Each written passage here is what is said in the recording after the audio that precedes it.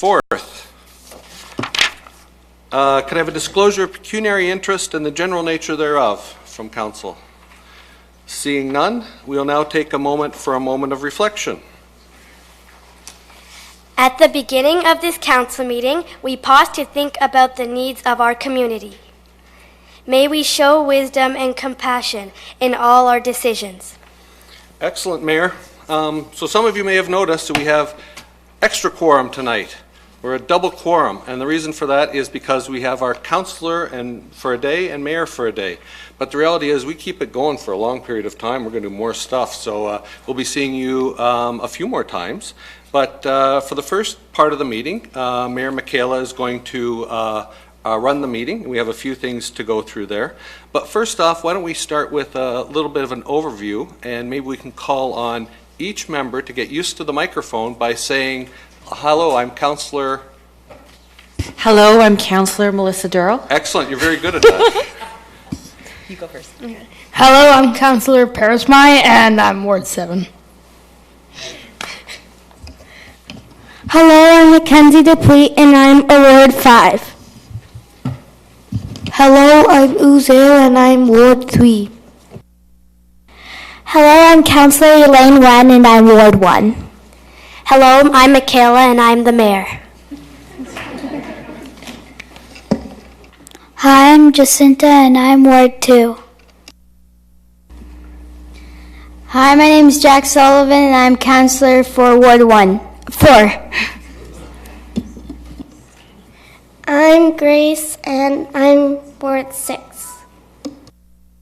Thank you all very much. So the first thing that we have coming up here is the approval of minutes from previous meetings. So what the mayor and I are going to look for is somebody to move the approval of minutes. Let's look to see. Who do we have? We have Councillor Durrell and Councillor Whaley, along with their two councillor members. Everybody's read the minutes, so now let's vote. All those in favor? What are we voting for? The minutes, it's good. You just put up your hand, it's okay. Next up, we have reports of committees. And we see here that we have a few reports. We have a committee of the whole meeting. We have a Finance and Strategic Planning Committee meeting report. And what we might look for is somebody to move one of those reports. So let's look. We've already looked over there, so now we can look over on this side. So we see that Councillor Freeman and Jack moved it, and we'll go with Councillor Henry is moving it too. Very good. All those in favor? All those in favor? We're getting stuff done. It's unanimous again. We've got a good group here, eh? So item number 2 is the Finance and Strategic Planning Committee. So we've already looked at some. Maybe we can look over this way towards Councillor Veith, and the two councillors here probably want to move that. And then we'll look here to Councillor Freeman and Councillor Jacinta want to move it. All those in favor? All those in favor? This is good. We're on a roll. We already finished a whole page of work. Isn't that great? We're doing well. Oh, next up, we have something fabulous happening tonight. There's a guy who's been doing a lot of good work in our community. And we have a presentation here, and it's the recognition of Mr. Edwin Outwater of the Kitchener-Waterloo Symphony. And the first person we're going to invite up is Bob Astley. He's a good guy too. So why don't you invite up Mr. Astley? Mr. Astley? Please come up. Please come up. Thank you, Mayor, Your Worship. It's a pleasure to be here representing Catherine Todd, who's the current chair of the KW Symphony Board of Directors. I was the chair of the board in 2006 when the symphony was in dire shape and its future was not assured. But in September of that year, I had the privilege of inviting Edwin Outwater, who's over here now, to join the symphony as the music director. And Edwin's unconditional acceptance of that offer at a time when the symphony was struggling was absolutely critical to the resurgence of the symphony. Without much further ado, I'm going to invite our executive director, Andrew Bennett, to give you a very brief sense of the highlights of the past 10 years of Edwin's tenure. Andrew? Thank you, Bob. And for those who are looking at the visuals, you can see the change of haircuts over 10 years, amongst other things.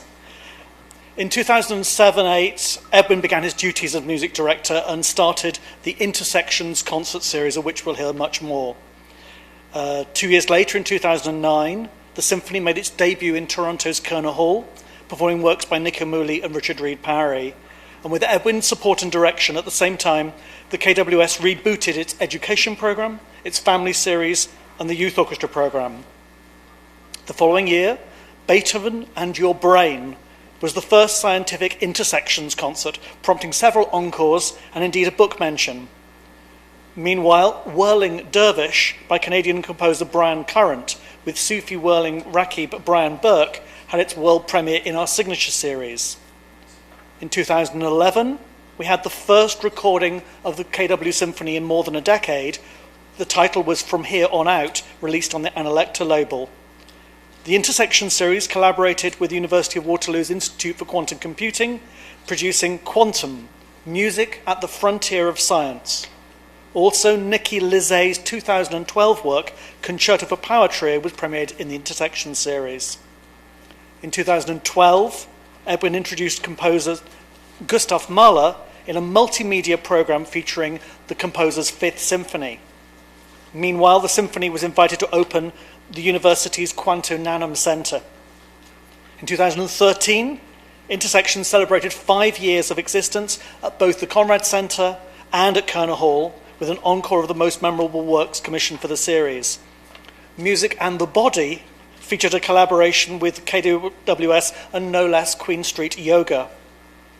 In 2014, we had the world's first orchestral hackathon titled Hack the Orchestra, presented by KWS at Centre in the Square, the first time that developers of apps had access to a full orchestra.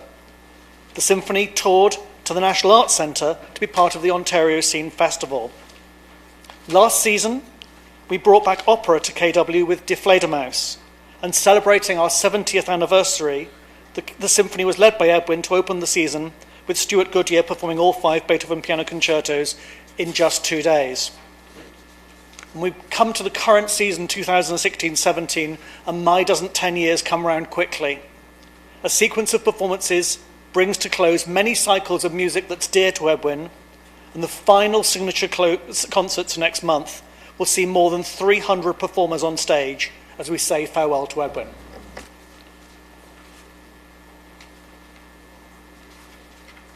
Let me just wrap up to say that those are just some of the highlights from Edwin's 10 years at the helm of the KW Symphony. The projects have been entertaining and illuminating, acclaimed internationally and across Canada, but are really only the tip of the iceberg. Edwin has led us in rethinking what an orchestra really should be in a community. And not only that, he's been a part of the community. He's been at the Institute for Quantum Physics, he's been at Wordsworth bookstores, he's been at the market, he's been everywhere. So in that respect, Edwin has changed the KW Symphony permanently. His contribution has been tremendous, and I'm just so thrilled that the City Council is recognizing him tonight. Thank you very much.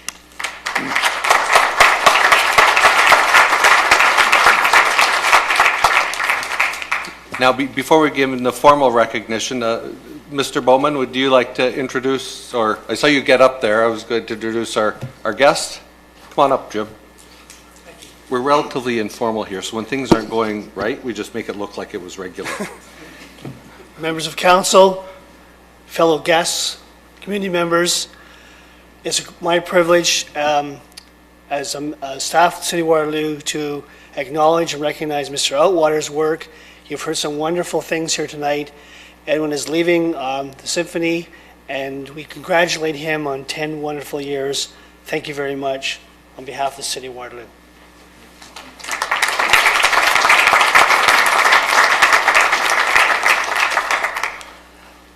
Well, I'll just say a few words because I know you have lots to do, but I wanted to thank all of you here.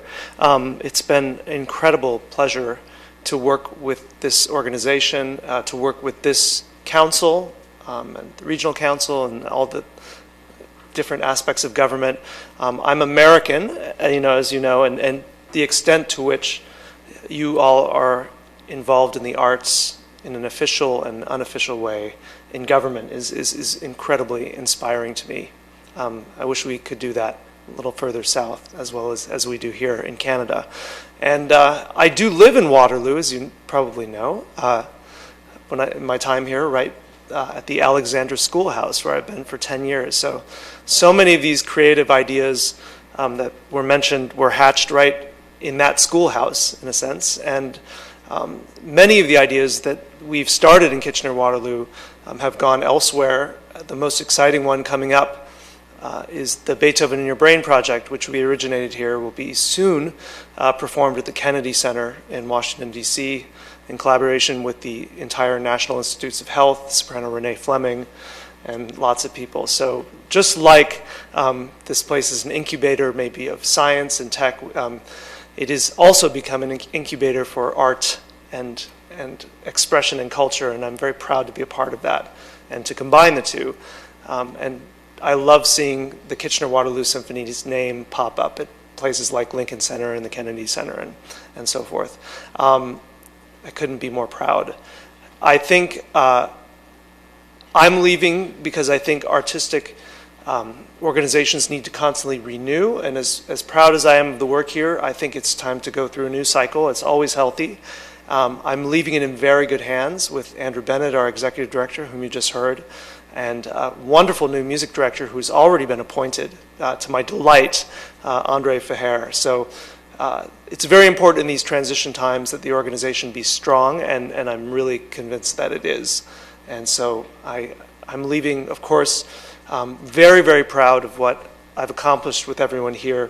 I will miss the people most of all, and as I like to say, when I first came here, people said, what do you like the most about Waterloo and Kitchener and this region? And I said, I have great conversations here. And I think people are so interesting in the way they think and in the way they imagine the future. I'm seeing evidence of that coming at an ever more rapid pace, just outside my door. And I wish you all very, very well for your future, and I hope to remain a part of it, and I do plan to. So thank you very much.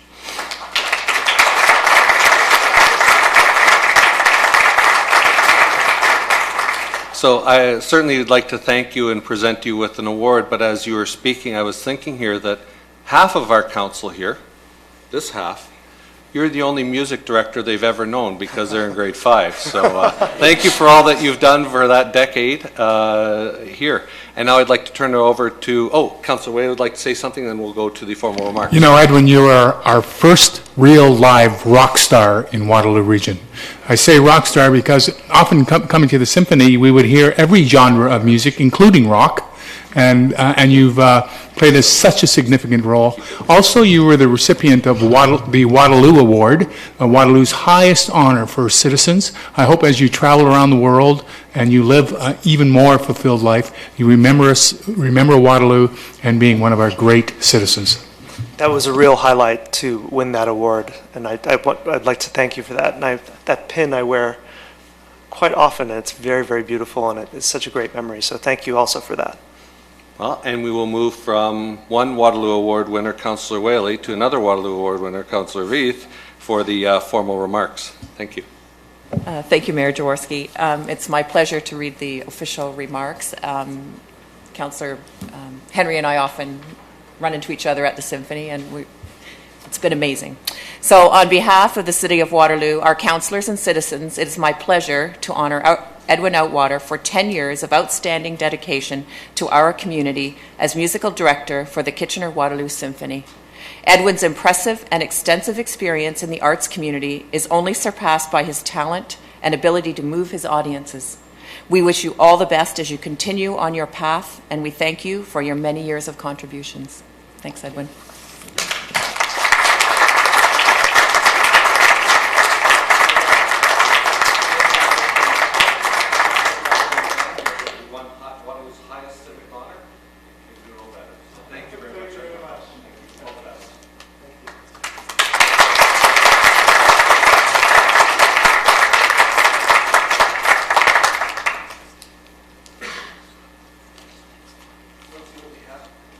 next? Oh, you can read the top one. We'll invite, it's the next presentation. You read the top part. Earth Week Update. Presented by Anna Marie Cipriani, our Sustainability Coordinator. Welcome, Anna Marie. Thank you.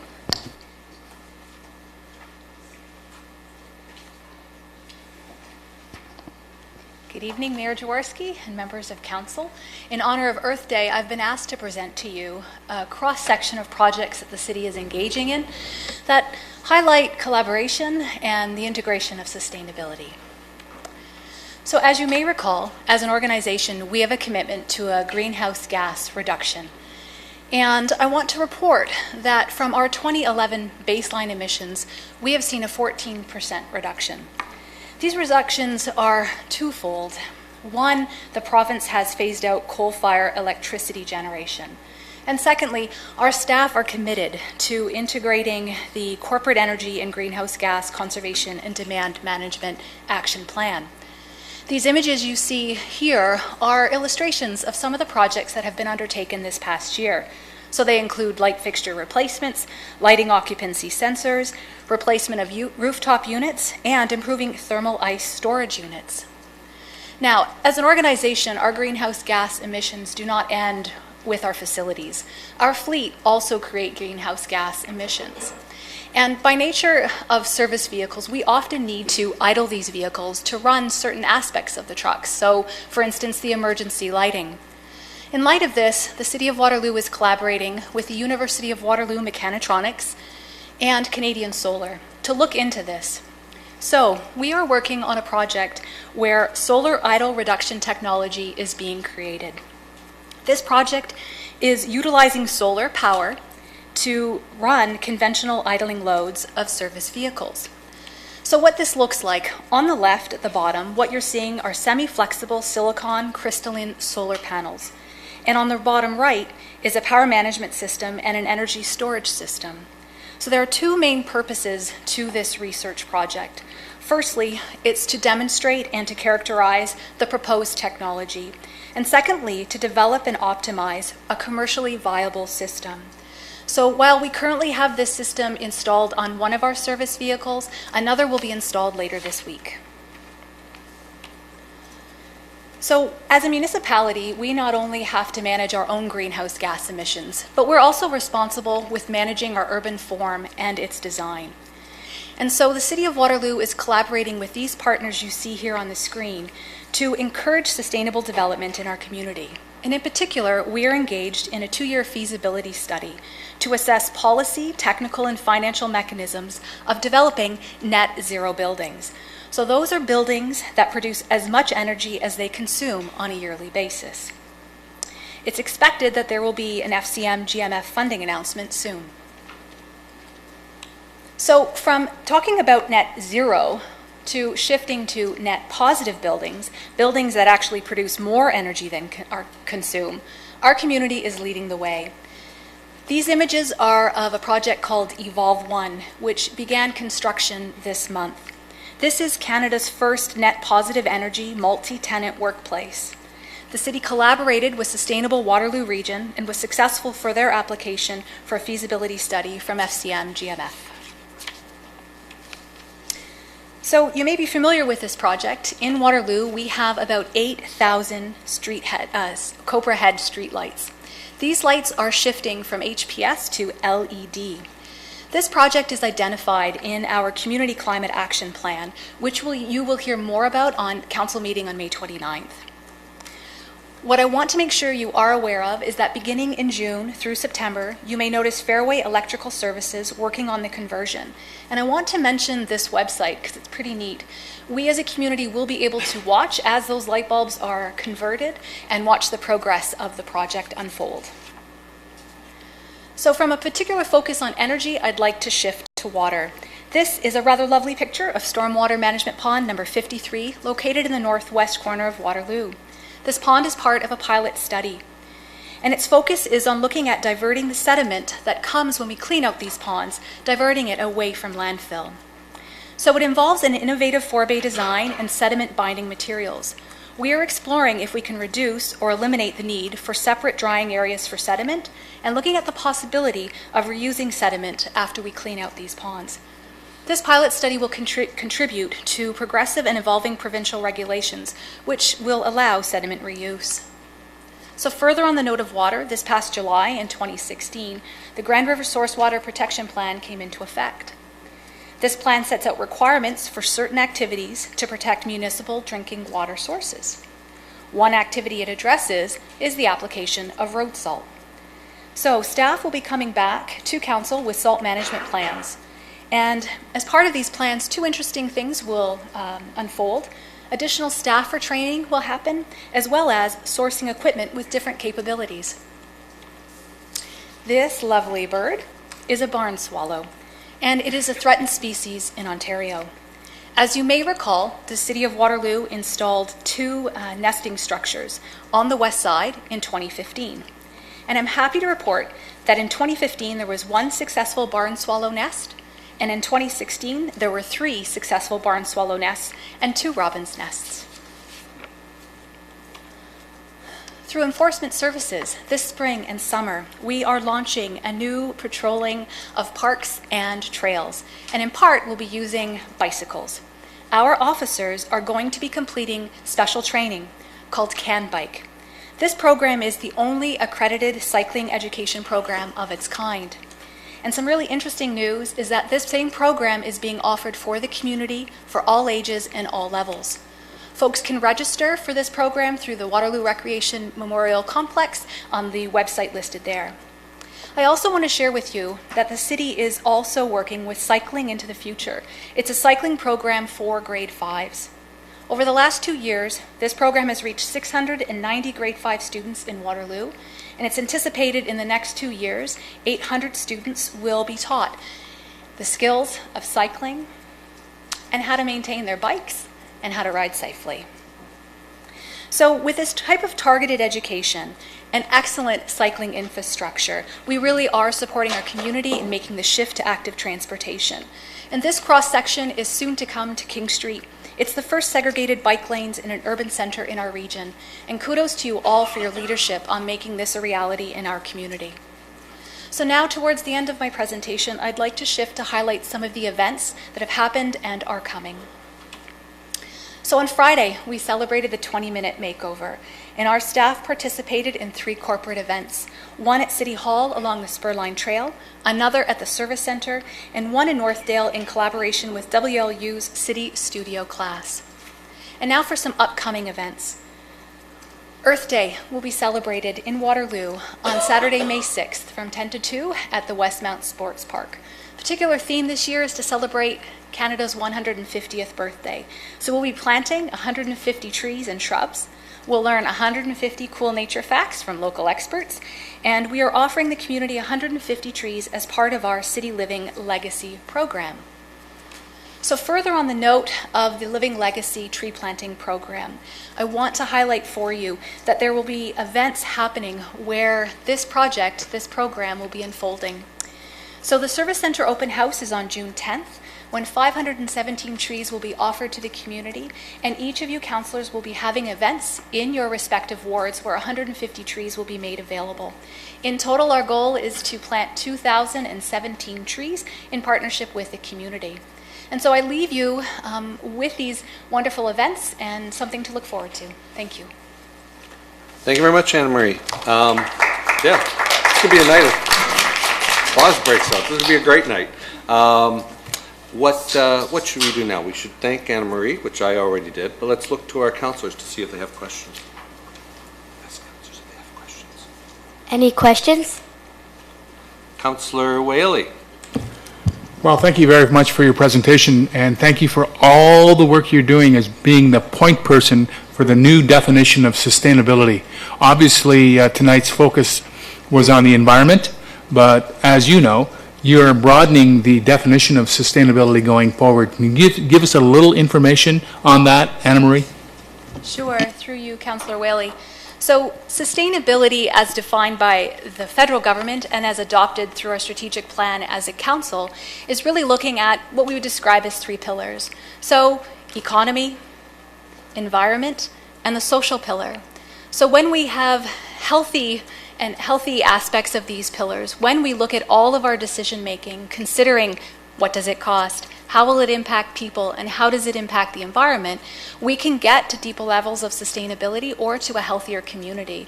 And that's the focus as an organization that we are shifting to. Classically, the environment, the physical environment is well understood as part of sustainability, but the other pillars are emerging as well as just as important. Thank you. You're doing a great job. Thank you very much. Councillor Durrell. Go ahead. Everybody's welcome. So when will the new building that produces more energy than it consumes be finished? Through you. It's anticipated that the build will be approximately 18 months. So one can never be too sure, but the thought is it'll take approximately 8 months. The geothermal has already been established on the site, and there is digging equipment there now. So you can go and see it on North Campus, and yeah, it's there. Councillor Elaine? When will the CAN bike program start?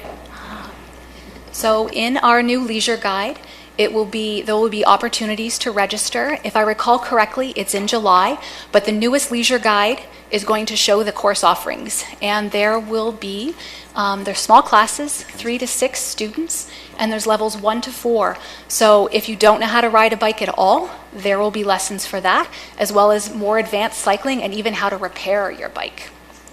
So it's coming this summer. Thank you. You're welcome. Look around now, and if nobody else has any questions, do you have a question? This one the mayor can ask. Will it be at schools? Like, will schools be doing it? Okay. So the Cycling for the Future program happens in the grade 5 classrooms. Okay. And that is happening across our city. So it's something perhaps you want to be asking your respective classes about, if you can be involved or already involved. And the CAN Bike program will happen at the Waterloo Memorial Recreation Complex. And so that will be the place that the city has partnered to deliver it in Uptown Waterloo. Thank you. You're welcome. And one question for myself. I noticed that the Earth Day event, last year at the Earth Day event, many of our grade 5 counselors took part in a birdhouse building activity, but I see you've added something to it new this year. I saw that quickly on the presentation slide. Maybe tell me a bit about the beekeeping option. Oh, the beekeeping option, okay. Or maybe I should look to our local apiarist, Estero, to help us out on that one. So what to say about the bees? I don't know too much about the exact programming, but it is one of the 150 facts and events that are going on with regards to local experts. So bees, as you know, have been really decimated, their populations. And so this project is part of a way of helping the bee population and also educating folks more about it. We can look at the Earth Day on our website, waterloo.ca, and Earth Day. There'll be more information on there, I would think, with regards to specifically how that project is unfolding. Well, I think we all look forward to helping our pollinators here. Yeah. So, seeing no further questions, thank you very much. Thank you. We're getting used to clapping here today. Next up, I'll read that. Just the circle part. Just read the circle part. Poetry City Challenge 2017. So with that, we're going to invite up Katie to tell us a bit about Welcome Katie. So Poetry City is an annual celebration of poetry facilitated by mayors and city councils all across Canada that recognizes UNESCO World Poetry Day and National Poetry Month. By inviting a poet to read at a city council meeting in either March or April, Canadian cities have a chance to bring poetry into the public eye and showcase local talent. Waterloo is one of more than 35 municipalities participating in the challenge this year. So I'll introduce our poet. Bashar Lulu Jabour is an immigrant poet. He uses the mundane to offer a glimpse of the complexities of leaving one home for another. Bashar is a storyteller, and his stories are deeply personal. He is a nationally competing poet, finishing 5th with his team at the Canadian Festival of Spoken Word and 6th as an individual at the Canadian Individual Poetry Slam, and he has performed his poetry throughout the region and across the country. His debut book will be released this year in 2017. This poem, The Immigrant's Refrain, plays off the chorus of a popular song by the legendary Lebanese singer Fairouz. Using this single line, Bashar distills the heartbreak in the immigrant experience into a beautiful vignette. It is my pleasure to introduce to you poet Bashar Jabbour.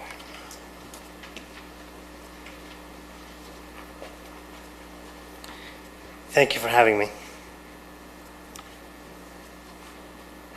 بكرة برجع بوقف معكن إذا مش بكرة البعده أكيد.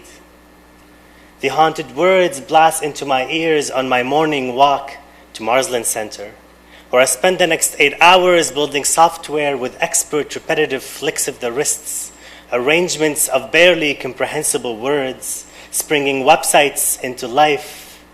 But today, only one set of words occupies my mind. بكرة برجع بوقف معكن. Tomorrow I'll be back to stand with you. The eternal refrain of the immigrant, trapped between a compulsion for familiar soil and a newfound wealth. A one-bedroom apartment that backs into Waterloo Park, a life supported by expert repetitive flicks of the wrists, arrangements of barely comprehensible words, springing commands to machines. Commands to machines. But the only words in my head are the eternal refrain of the immigrant. Tomorrow I'll be back to stand with you. Generally followed by a list of excuses. I haven't finished my degree yet. I haven't paid my student loans yet. I haven't saved enough from my 9 to 5 to make it seem like this whole immigration thing was worth it. But tomorrow I'll be back to stand with you. And I know it must be tomorrow because, friends, English has started to colonize my tongue and I have forgotten how to say some things in Arabic. I have forgotten how to play with these foreign sounds like hub, hijra, hanan. Friends, English has colonized my poetry. But I can still sing the eternal refrain of the immigrant in Arabic. بكرة برجع بوقف معكن. As my mind chases footage of war and death, footage of refugees drowning in the bloodied waters of the Mediterranean, to whom the word tomorrow means nothing, but I still repeat it. Tomorrow I'll be back to stand with you. Tomorrow I'll hold your hand. Tomorrow I'll share your wealth. Tomorrow I will face death like you have. Tomorrow I will choose to leave the safety. Tomorrow I'll be back to stand with whoever is left of you. But today I will quietly walk to Marsland Center. I'll quietly sing the eternal refrain of the immigrant. Tomorrow I'll be back to stand with you. And if not tomorrow, then maybe, just maybe, the day after that. Thank you.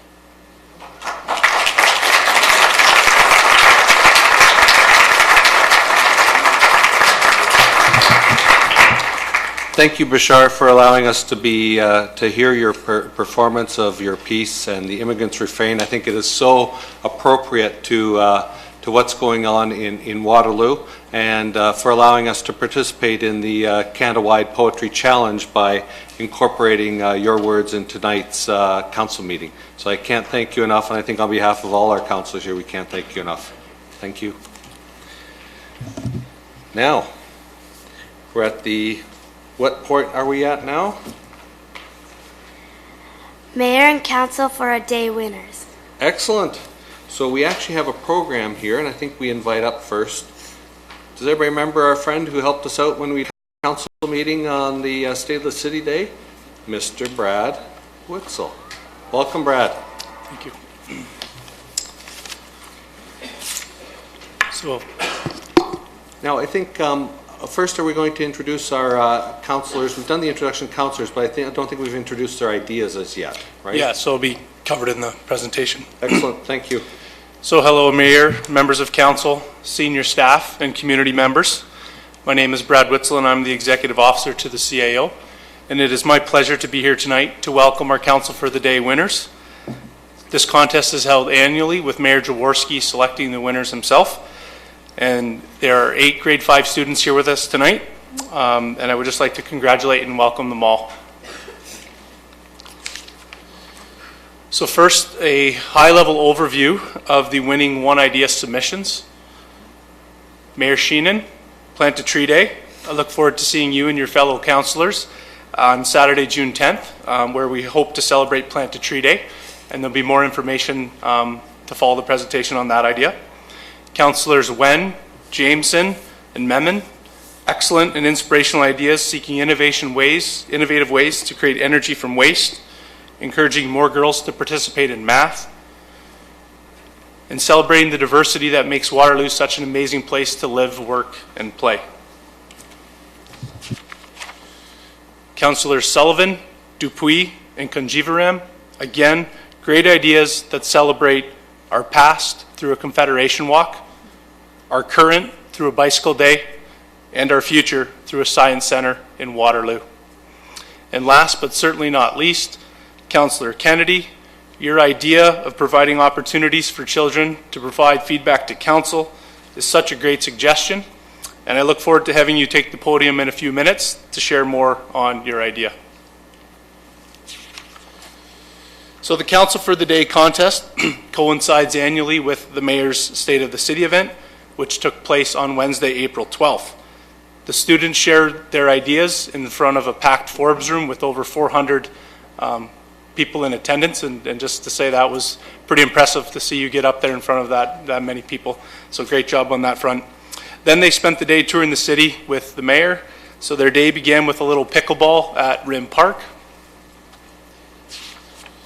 Then they visited Fire Station number 4 on University Ave. Next, they taped an episode of Rogers Daytime. And then they visited the Waterloo Regional Museum. But what we've heard is that the best part was traveling around on the limo bus, which was graciously donated by Brentwood Livery. And with that, they returned back to the council chambers for the formal portion of the day, where we had the mayors for a day participate in a polling exercise using our new polling software, where they were requested to provide feedback on our ongoing neighborhood strategy. And with that, I would like to invite Grace to the podium to share the group's feedback. Welcome, Councillor Kennedy.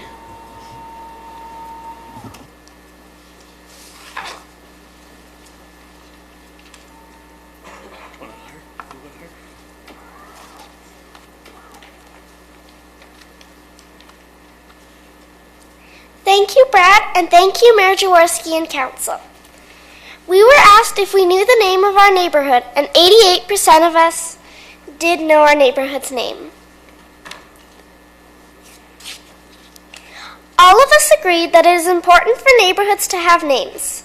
We hope the neighborhood strategy will engage residents to think of a name for neighborhoods that don't have one. Our group has some different places to go in our neighborhoods. We like the park, playground, and our school, and some of us like trails in other parts of our neighborhood. We mostly like to get around on our bikes, but some of us like to walk as well. Most of us believe a good neighbor is someone who is kind and helpful, and some of us believe good neighbors know people's names. As you can see here, we like to do all kinds of things in our neighborhoods. Mostly, we like barbecues, street parties, and free swim and skates, but we also like picnics and movies and neighborhood cleanups. Thank you for asking us about our neighborhoods, and thank you for giving me the opportunity to share this feedback on behalf of the 2017 Council for the Day winners. We hope you can use this information to help make our neighborhoods even better. Madam Clerk, please accept this summary report outlining the results of our polling exercise. Thank you.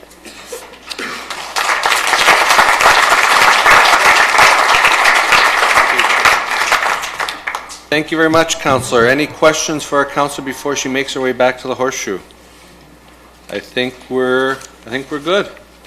Welcome back. And thank you for your report. And thank you all for your report that you have here. Next up. So thank you, Grace, and thank you to all the Council for the Day contest winners. So now I'd like to call upon Mayor Jaworski to just say a few words before the students accept their certificates, and we consider the following motion for Council for the Day. Yeah. So one of the things that I think that I found was this was a very tough year yet again, but tough with trying to figure out what were the best ideas for our Council for a Day. And looking around, and you guys definitely had the best ideas, but there were many others in your schools that were very good too. So I want to thank you for sharing your ideas. We're going to try and make them as many as possible real. But one thing that we really want to do is the tree planting day that Mayor Michaela came up with. Maybe you could talk a bit about that idea, how you came up with it. Well, or why you think it's important. Okay. Well, I'm most concerned about the environment and global warming, and I would do anything to help prevent and help stop global warming. Excellent. Thank you very much. Now, one thing that we have here, when we're up here in front of the chair, some people kind of think you're boss, but actually the bosses are sitting around there. So although we have this nice motion up here, this notice of motion, that to make it a tree planting day, we can't actually move it. We can just actually look for somebody who wants to move it. But look, I see somebody there. So look, one person. Do we have to waive notice of motion, Madam Clerk? Or we're good with that? Okay. We'll just move the motion. Call one of your councillors over there. Okay. Councillor Durrell and Councillor Harris? Yeah. And we have over here Councillor Freeman and Councillor Jack. Any discussion on this tree planting? We see here it's the City of Waterloo Council support giving away 517 trees at the city's 25th Annual Service Centre Open House to be held Saturday, June 10th, 2017, in recognition of Canada's 150th sesquicentennial celebration, and Mayor for a Day, Michaela Shainen's submission of Plant a Tree Day. And we need to recognize councillors if they have questions or comments, and I see right here. So let's call on her. Elaine, how did you come up with the idea? Well, I thought about what I was most concerned about, which is the environment, and I love spending my time outside, so I decided to go that way. So, Thank you. Councillor Jack? Why are you so concerned about the environment? What makes you concerned? See, this is what happens when you let the councillors ask questions. They ask some hard questions, eh?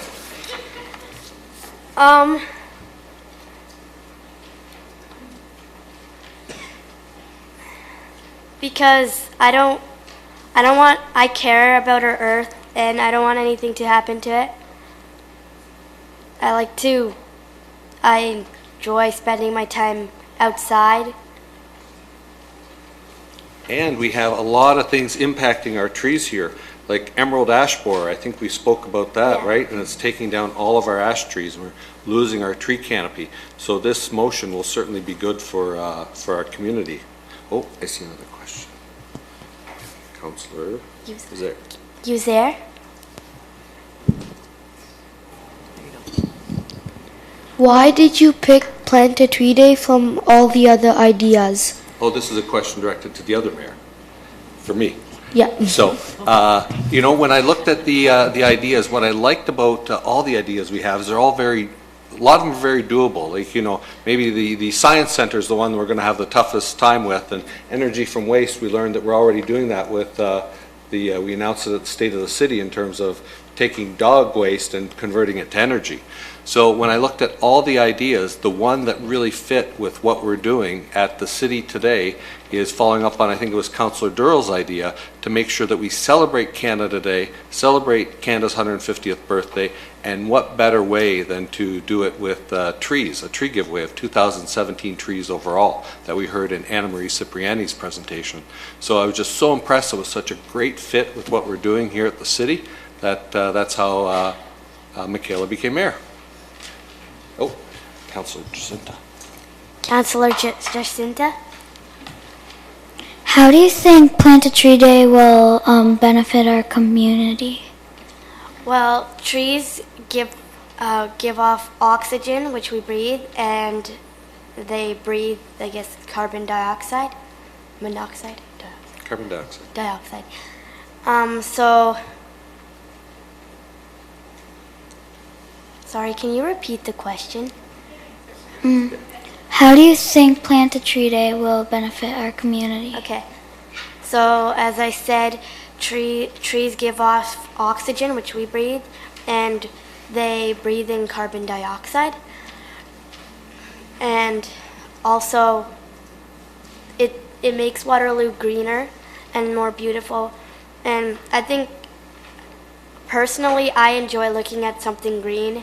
It makes me feel very, I guess, happy. And also, Councillor Whaley came up with an idea to plant 10,000 trees a long, long time ago, and we overachieved on that, and that's continuing on as something that's very important in our community through a new project, 10,000 forests. Oh, and I have Councillor... Thank you. Councillor Freeman or Jacinta? Or Councillor Jack? Okay, oh, okay. Councillor Freeman actually has a question. Great. Actually, it's more of an observation. I think that this isn't the first year that we've seen students come to this council with ideas around protecting, enhancing, and building our environment and making it stronger. And I think that's a really strong message for us as a council, and we have that as a sustainable pillar within our strategic plan. And the things that we're doing around active transportation and the uptown streetscape and building places for pedestrians and places for people to make different choices than driving their car, the ION, the investment in transit that's being made by the region, all of those support this notion. And I think a lot of times we get people who just want bigger roads, faster roads, wider roads, more turning lanes, but that's not what these young people are bringing to our table. And so I think it's a real affirmation each year when these students come to our table that we're on the right track and we are planning for the future. And I think I saw one last comment or question, so let's call... Councillor Elaine? This is actually to Mayor Jaworski. What was the Plant a Tree Day? Why did it stand out from all of the other environmental ideas? Oh, that's a good question. I think there were a number of ideas that had to do with litter cleanups or graffiti or things like that that are just in our environment. And some of those are very concepts that take a long time. Like, to stop graffiti, I might not be able to stop that. To stop people littering, yeah, we can pick it up, but we can't really stop it. But what we can do is plant trees. And I knew that was something positive that we could do, that would be positive in the community, and it was something that we can all look at each other and look in the mirror at the end of the day and say, we accomplished that. And that's what's important to council, to say, we accomplished that. So thank you very much for asking. Thank you. But we haven't called the vote yet, so I think there's no further questions. So let's call the vote. Just say that. Let's call a vote. All those in favor?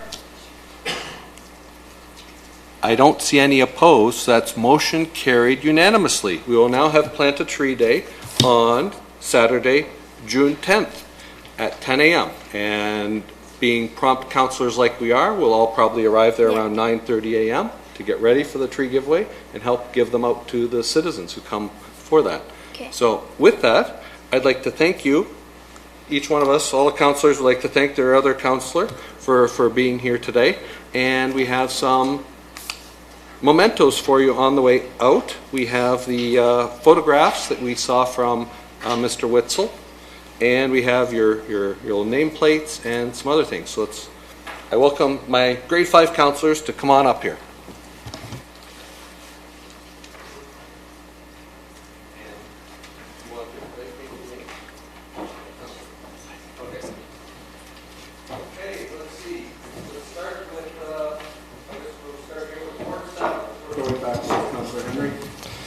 So Ward 7, that's Councillor Berezmai.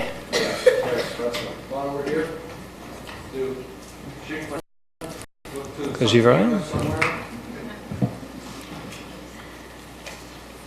Excellent. Congratulations. Next up. Next up would be Councillor Grace from the wonderful Ward 6. Oh, yes. Among the best wards in the city. Excellent. Camera, where's the camera? Over here. Okay, over here. Excellent. Thank you very much. See you in a few weeks. Then we have Councillor Mackenzie from Ward 5. Excellent. Go to the, wherever we are, come over there. It's excellent political training to find the camera and look at the camera. Then we have Councillor Jack from Ward 4. Excellent, Jack. Where's that camera? There it is.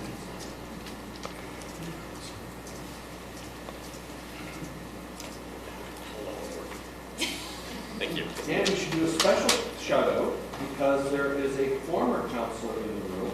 Maybe you could point to him and introduce him. As my brother Michael, he made an idea a couple years ago, 2 years ago, that was they had ran an active timers. Yeah, one for Waterloo Day, and that was the successful thing that we implemented 2 years ago. Welcome. Strong traditions. And then we have Councillor Huzer from Ward 3. Okay.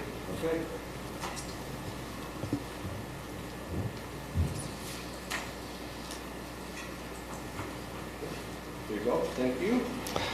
Then Councillor Jacinta from Ward 2. Excellent. Well, there we go.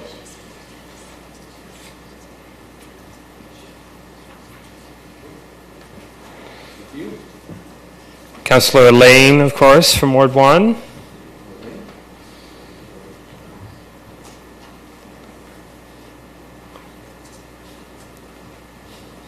And we've definitely learned that Ward 1 councillors like to ask lots of questions, and we saw that tonight as well. And finally, Mayor Michaela.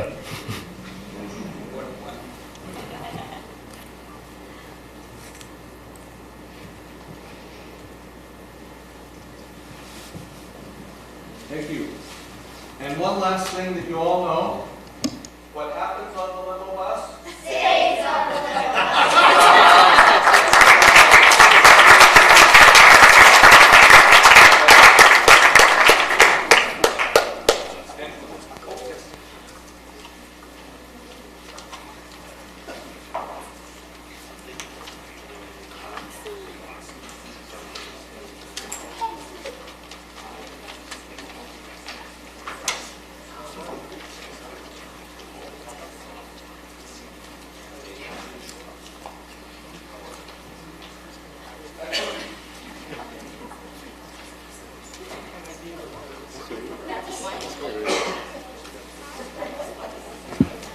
Yes, well, council will be a lot less lively going forward. But we had a lot of excitement there, team.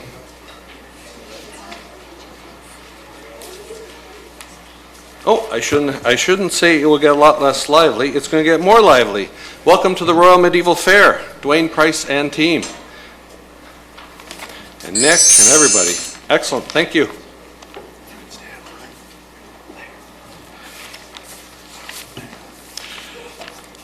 Huzzah and well met, councillors. Thank you for having us. We are all here represent the Board of Directors of the Medieval Fair. Before we begin, may I ask some questions about who has been part of the day of the Medieval Fair? Yes? Excellent. I think if I were to ask the younger councillors, I might have found more that had participated, but thank you for having us. So, I wanted to just describe a little bit about what we are and who we represent. A couple of years ago, there was a particular project that the city actually funded, the arts project. And if you look through some of the work done by local artisans of a younger nature, we get represented quite a bit. It's a festival that means something to them. So I thought that was a very interesting, we were very proud of that particular aspect of our festival, that we can touch so many people and they can come and enjoy the day. So for those of you who don't know who we might be, we are many-faceted in the Medieval Fair. We are representative of a group of people who desire to contribute to their community, volunteer, and be be present and put on an event that is enjoyable for one and all to come to. We're actors, professional and non-professional, that come out and portray a fantastic medieval event on the day in September. We're performers and artisans, all local, and from across the region, and even as far in southwestern Ontario, some people come from afar to present their skills and their wares and what they've done and crafted with their own hands. So there's an eclectic mix of those people who come and help run this particular event for the community in the region. Ultimately, we see friends and family attend and come and spend the day with us.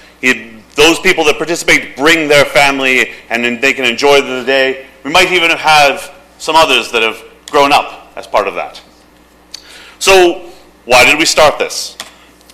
Ultimately, to provide entertainment for the region, for the community, and for those who enjoy Waterloo Park.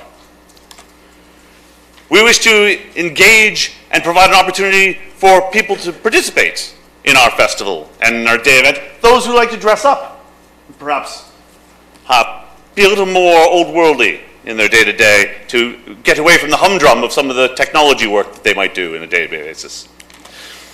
We like to set an example of volunteerism and inclusiveness. So we had great numbers of volunteers, thousands over the 20 years that we've been operating, that have come and helped run the day and worked with everyone in the community who attends and participants to make the world of mirth that happens in Waterloo Park a day to remember. Why are we unique? Ultimately, we have children who potentially weren't even born when the festival started, but then came as patrons that are now actually part of the show, part of the day. Families participate together and see it as an event where they can share the love of what we do. There are many families and kids that have always enjoyed the medieval fair, and as they get older, as they get to 15, 16, they come and volunteer and participate. Whether it's the rehearsals that they come to, or the day of the show, or just even helping us set up the park for such a long day of events and festivities, they come because it's a great activity to do as a family. So there are many examples.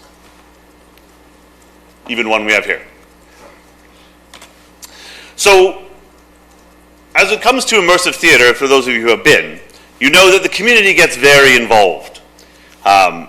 Whether it's kids coming and fighting and dueling me, whether it's our mud man handing out fresh mud to all the children in the park, whether it's these two gentlemen in the bottom right who came as tinfoil knights for year upon year upon year, making their own armor entirely out of tinfoil and coming, being a hit. And these are actual just patrons who come. So it's a very exciting show to be part of and contribute your own ideas. We've been going for 20 years this year. And we look almost no different than when we started. Maybe a little grayer, maybe a little older, a little grayer in the beard. Maybe I don't move quite as quickly as I once did. But we've been doing it a very long time. I'm very proud to be that part of the community for that long. So, I think it's an important festival for the region and for Waterloo. We've had friendships that have developed over the years. All the board is people that have come, grown together, and now are fast friends. We have volunteers that come back year after year to be part and help us grow and shape the ideas for the next year festival. And we think that we do enhance the culture and provide an enriched community life to Waterloo. Because sometimes people like to dress up and swing swords at people. So why are we here today to talk to you all? Well, we've done great things with amazing help from the city of Waterloo. And we've done it with very minimal sponsorship from outside. And at times we've done really well and thrived, and other times we've squeaked by. But we pride ourselves on being a sustainable festival to make sure that we can continue to run it. And we had a very healthy contingency fund in King Bertram's Royal Treasure Room, but the Vikings came. And we have defeated many threats to the kingdom. We have defeated dragons and usurpers and Vikings and pirates, many things. But these past 3 years, the rains have been unstoppable. There has been much. It's rained and rained and rained. And to see our royal court damp and bedraggled is it is unfortunate. So that surplus that we may have had to continue to make each year better and bigger has dried up. And being that this is our 20th year, the show goes on always, for we are resilient. With a little help from the city of Waterloo, Councillor, Lord Worship, we'd like to make this year even bigger, maybe by having a marquee act. Maybe not quite as big as Sean McCann. Maybe just as some of our fine performers and others. Maybe we can go even a little bigger depending on the level of support and patronage from the city that we might have.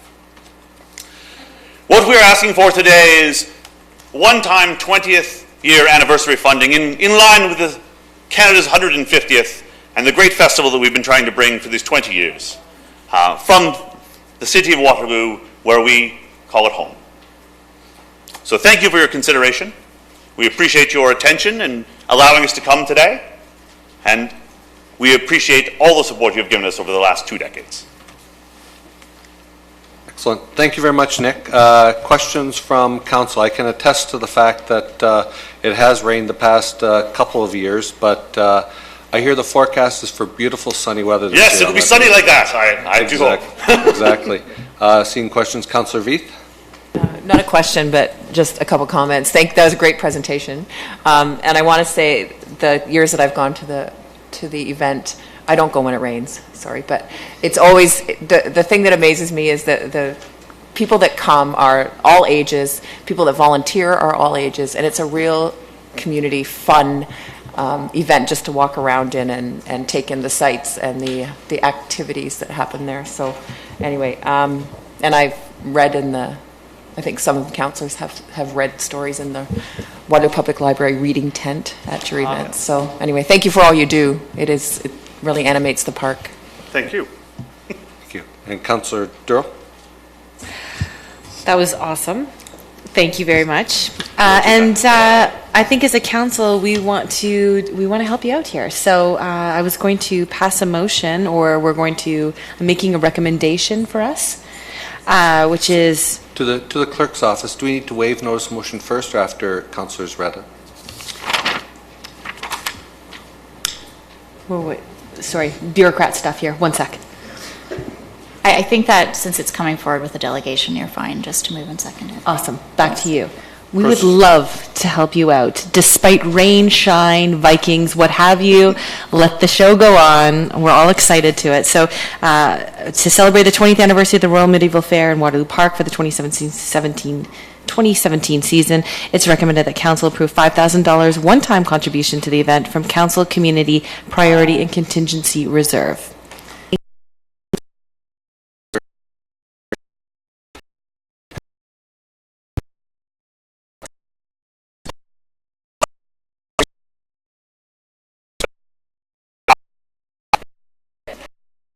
Thank you for what you do, and I do look forward to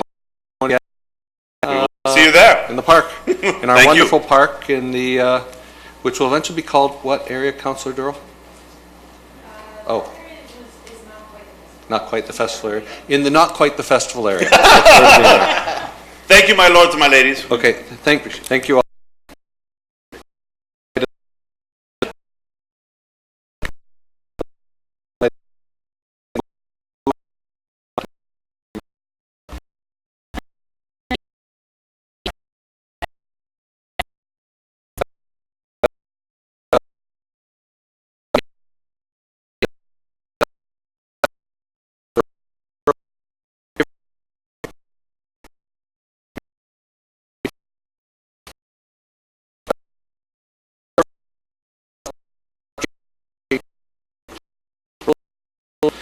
Prepare and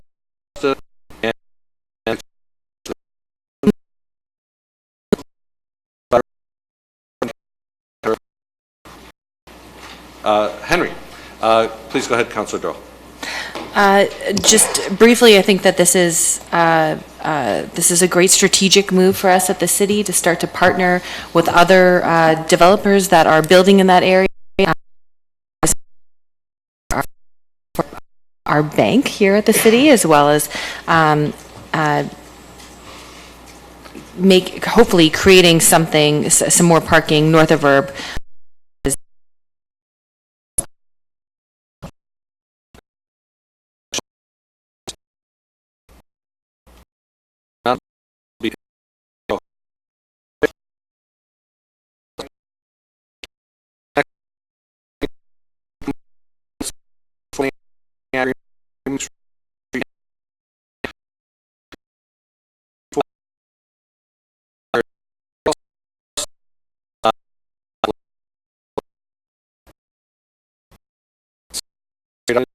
Maybe you could tell us a bit about, Justin, the actual site. Oh, sorry, were you going to ask a question? Yeah. Yes, it's the Gina Spa site in Uptown. So an opportunity for them to expand their business, and a little bit of reduction in parking will help facilitate that tremendously. Under the CIP? Yes. Correct. Councillor Veith. Through you, Mayor Jaworski, I found this interesting reading these two reports. The one says that we need lots of parking north of Herb, and then the next one that we don't, we're allowing for less parking. But anyway, can you explain that? Well, one of the goals of the CIP is to look at each site individually and enable parking where we think there's an opportunity to expand business. So we take a look at the site, assess the parking requirements, and obviously ultimately make a recommendation to council to make a decision. That one site, this allotment of parking will work, but obviously there's a lot of other needs north of Herb that are necessary, and hence the previous report. Yeah. And in my mind, it's a great enabler of, they're very complementary, aggregating the parking on one site and enabling all the lands throughout Uptown Waterloo, I think is a great mesh there. Further questions? Seeing none, all those in favor? Any opposed? One opposed. Councillor Veith. Thank you. And thank you to Carol for running the CIP program. 11, we're into the formal public meetings. This is a formal public meeting to consider zoning bylaw amendment Z1515 for 203 Albert Inc. for Albert Street addresses 199, 203, 205. Any persons who want further notice of this application, including the passage of any bylaw, should sign the appropriate register in the binder located at the desk at the rear of the council chambers. There is more than one binder, so please make sure you're signing the appropriate one. Will the clerk please advise council of the method used to give notice of this meeting and the dates notice was given? Notice was advertised in the Waterloo Chronicle on April 6, 2017, and mailed or emailed on April 4th, 2017, to all property owners within 120 who signed in or spoke at the informal public meeting held on September 14th, 2015, and to all persons who requested further notice. Thank you. The planner will now provide a brief overview of the application.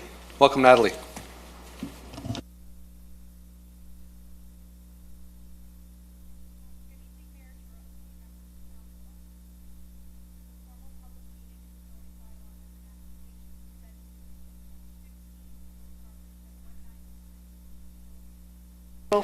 Albert Street. The subject lands are located at the intersection of University Ave West and Albert Street, across from Wilfrid Laurier University and south of the Northdale neighborhood. They currently contain a single detached dwelling and 2 3-story apartment buildings. They're located in close proximity to transit, including a number of buses along University Ave West, 2 future rapid transit stations, as well as a mix of other uses. The applicants are proposing to construct a 25-story mixed-use building with 179 units and 179 bedrooms, with commercial uses on both the first story and second story of the building. In order to construct the building, the applicants have requested to amend the current multiple residence 25 or MR25 zone in order to permit commercial and office uses on the ground floor and second story, a maximum density of 750 bedrooms per hectare as contemplated in the official plan, a minimum residential parking rate of 0.25 parking spaces per bedroom, a minimum commercial parking rate of 3 parking spaces per 100 square meters of building floor area, as well as a combined side yard setback of 8 meters, whereas 10 meters is currently required. Hugh Handy from GSP Group will also be providing a brief presentation after, going into a bit more details as to the design of the development. So in the official plan, the lands are designated mixed-use high-density residential and are also located within a major corridor. The official plan also designates the property as high density, which permits development up to 81 meters. The current zoning is MR 25 or multiple residence 25, which permits an apartment building up to 25 stories in height. The applicant is requesting, or their main request is to permit those commercial and office uses both on the first story and second story. The official plan, the mixed-use high-density residential designation, does contemplate a mixed use, provided that the commercial and office uses don't exceed 15% of the total building floor area. So staff are supportive of the proposed uses on the ground floor and second story. Staff have recommended adding the post-secondary educational institution use to allow for the universities, if they ever wanted to locate on the second floor of this building, that they could do so. And staff are also recommending to prohibit nightclubs from the proposed development, which is a similar regulation to what was included in many other zoning bylaw amendment applications within the neighborhood. At the first informal public meeting, Wilfrid Laurier University raised concerns regarding the height of the building and the impact on the university's environmental compliance approval, or ECA, requirements with the Ministry of Environment and Climate Change. It was identified that as a result of the proposed building, they would not be in compliance with their requirements and would be required to upgrade rooftop equipment on their adjacent buildings in order to mitigate noise from the proposed development.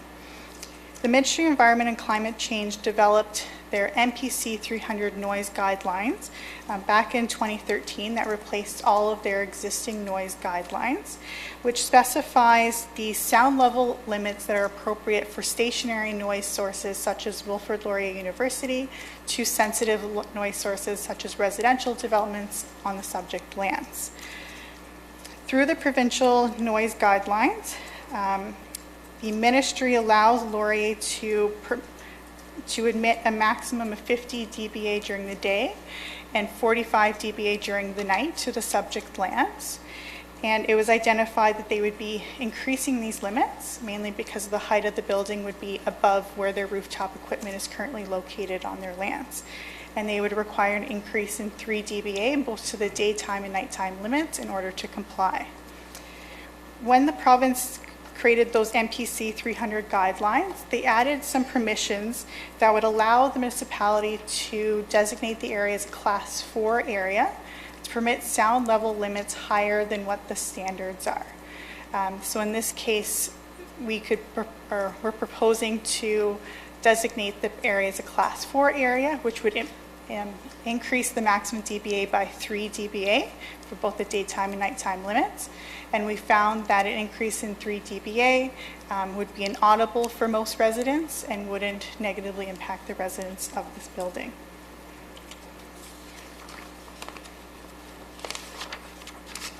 The applicant has also requested to measure density based on number of bedrooms per hectare versus the number of units per hectare, which is consistent with the official plan.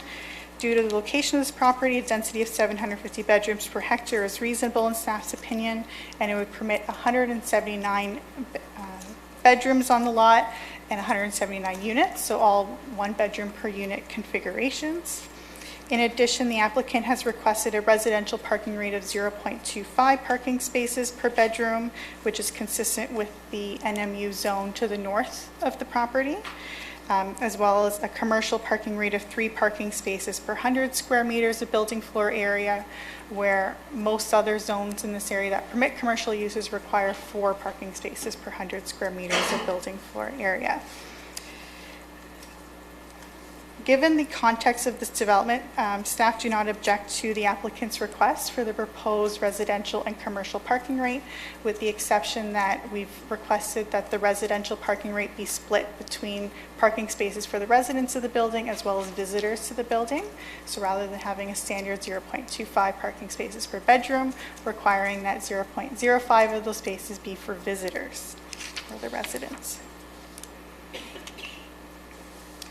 The applicant has also requested to amend the current requirement of a combined 10-meter side yard and are proposing 8 meters instead. 5 meters would be maintained from the face of the building towards the Albert Street frontage, and there would be a reduction to the southwest side to 3 meters for a small portion where the patio is. But again, given the context, we think that this reduction is reasonable. We've also done a brief comparison between the proposed development and the NMU zone, given the similarities between some of the regulations that the applicant is requesting. And we found that the proposed development generally complies with the Northdale mixed-use 25 zone with an active frontage area, the main difference being the front yard setback requirement, whereas the MR zone currently requires a 5-meter setback, and there's a reduced setback for the NMU zone. The proposed development, although the proposed development generally complies, to secure the tower and podium design of the building, staff have recommended to require a minimum 3-meter step back from the podium to the tower of the building, both along University Avenue West and Albert Street, which would be consistent with the regulations found within the Northdale mixed-use zone.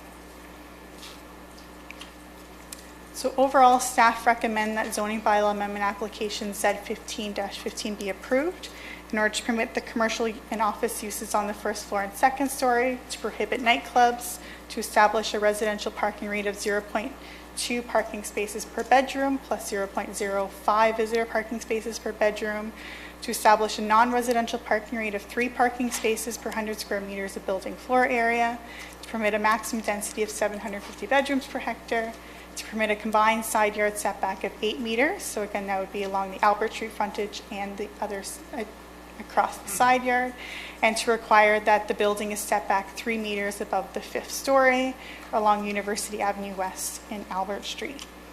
And in addition, our second recommendation is that council designate the property as a class 4 area as per the NPC 300 guidelines, to permit that increase in 3 dBA, to allow Laurier to comply with their ECA requirements, and would not have a negative effect on the residents within the building.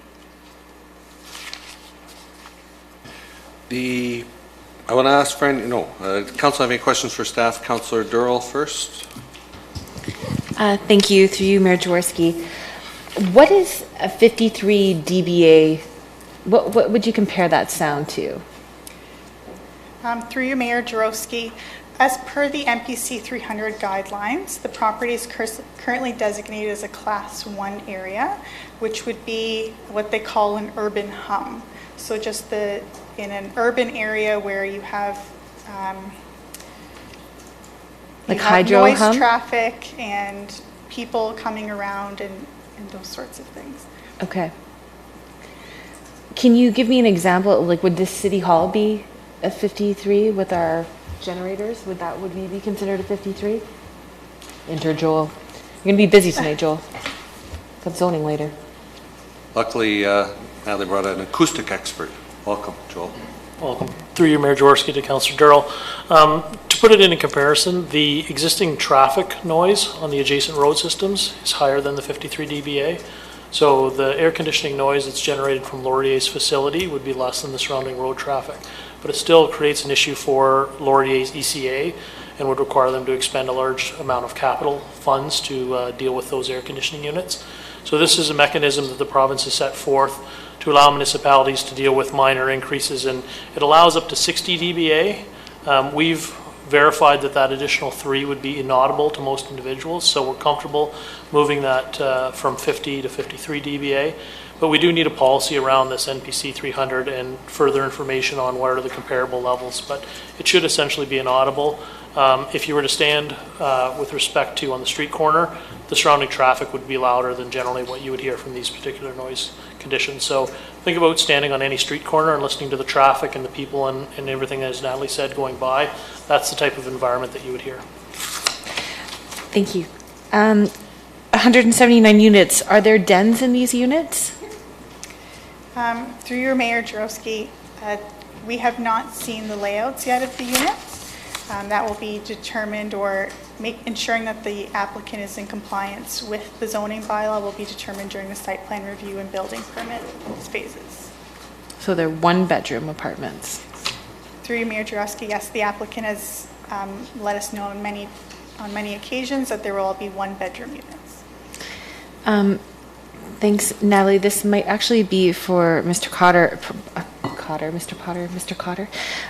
One more question, and it's kind of a higher level question in the sense that when we did the Northdale plan, there was a decision that was made that the north side of University would be 12 stories because that was appropriate and would go higher if we went in. Is that correct? And if that's the case, then why is it 25 on the other side of the street? You're prepared to speak to Councillor Durrell. There are sections within Northdale. There are sections within North.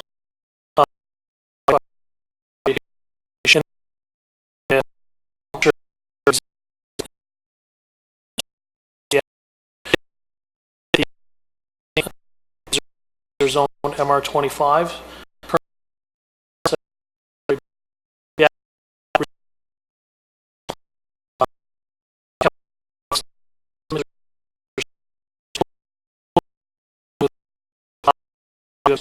Building, and also to convert the density factor from units per hectare to density on a beds per hectare basis. So those are the core amendments. The existing MR25 zoning is currently in place, and that was established through the height and density policy study in the mid-2000s. Yeah, I guess my question is, we saw fitting that the on the other side of the street that we didn't want to create the cavern, I guess, on University, especially seeing as we're investing so much money on University Street over the next couple of years to make it truly one of the entrances to this community. And so we'll have on one side of the street, if it gets built out, everything around 12 or under, and then on the other side of the street, we'll have this sort of 25. So I'm just wondering, I guess maybe it's more of a comment than anything else. Further questions of staff? Councillor Reith, please. Thank you. Thank you, Natalie. So this will front onto Albert Street, or will it front onto University? Through Mayor Jarowski, let me just get... So the proposed development will front onto both Albert Street and University Avenue West. Let me just bring up the site plan. With parking then in behind the building. So how will you access the parking? Because that's right on the corner. Will it be off Albert? Yeah. Through your Mayor Jarowski, the parking is accessed by a driveway from Albert Street. Further questions? Councillor Henry. Just to confirm, Natalie, since NPC 300 and noise volumes were raised earlier, given the relatively low height of the older buildings across the street on Laurier, if this building was a 12-story building, there would still be noise issues to sort out due to line of sight that would require this kind of relief? Through your Mayor Jarowski, it's my understanding that the ECA compliance issues are a result of the building being higher than the existing buildings at Laurier.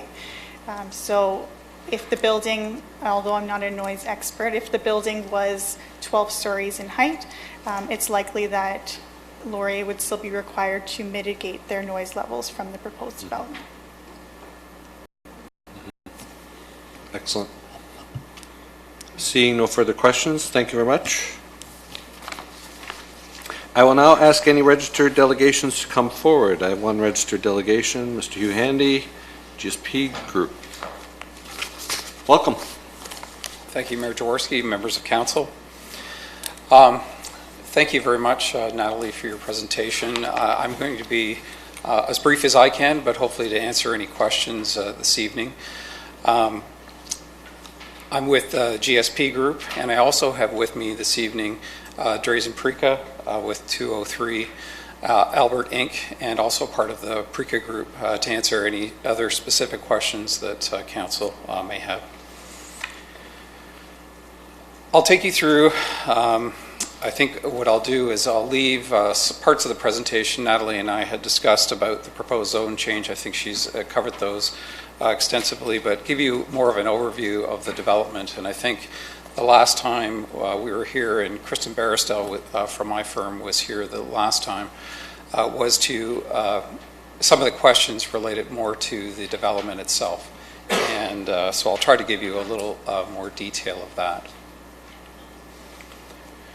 The building, as Councillor Beath had talked or questioned, has frontage on both Albert and University. There's a podium that's on the left drawing that would be at the fourth story. And there's 2 floors. Commercial would anchor the corner of and Albert. On the floor it would be, and maybe I'll just bounce around here a little bit. But on the left drawing, the hatched blue area would be the commercial area on the ground floor. The drawing on the right would be the commercial school. There is a university tutoring facility that's interested in that space, and that would be on the right drawing. The proposed development would also have on level 3 and 4 residential. So there's about 9 units that would surround the central elevator shaft laundry. And then on your drawings and that would be on level 3 and 4. And then above that, there would be 8 units, again, centering around the central elevator shaft.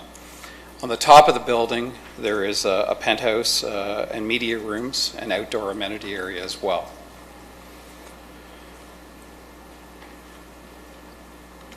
Just go back a little bit.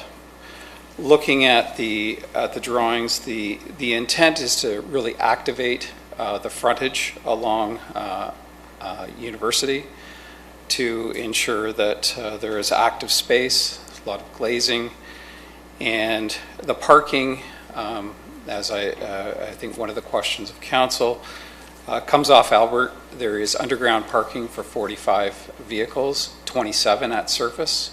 The surface parking will be for the commercial. I believe there's 1 underground that would also be for commercial. But really that is to supply the vehicles moving on and off the site.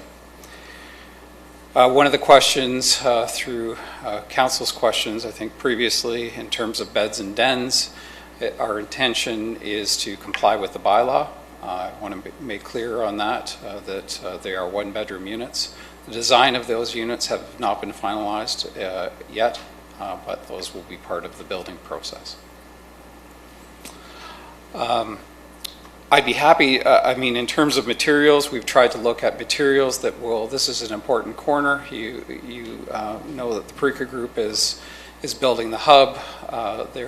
In terms of the evolution of the student buildings that have happened over the years, I'm happy to be associated with a client that's trying to move the design forward in the city. So we recognize this is an important corner to that, and we've hopefully worked with Laurier to address the noise issue. So I think with that, I'll leave it to any questions that you may have for myself or Mr. Prika. Excellent, thank you. Questions from council for the delegation? I do have one myself while people are thinking of it. On the, in the information I have provided here, it talks about that from a landscape open space perspective, it will actually cover, your landscape open space be 33% of the lot area. I'm just wondering how you're achieving that. And maybe I'm asking too specific a question, but. In terms of the landscape? I have it as landscape open space is 33% of the lot area. I'm just wondering how that's achieved there. I believe we're through both indoor amenity space as well. I think that's in the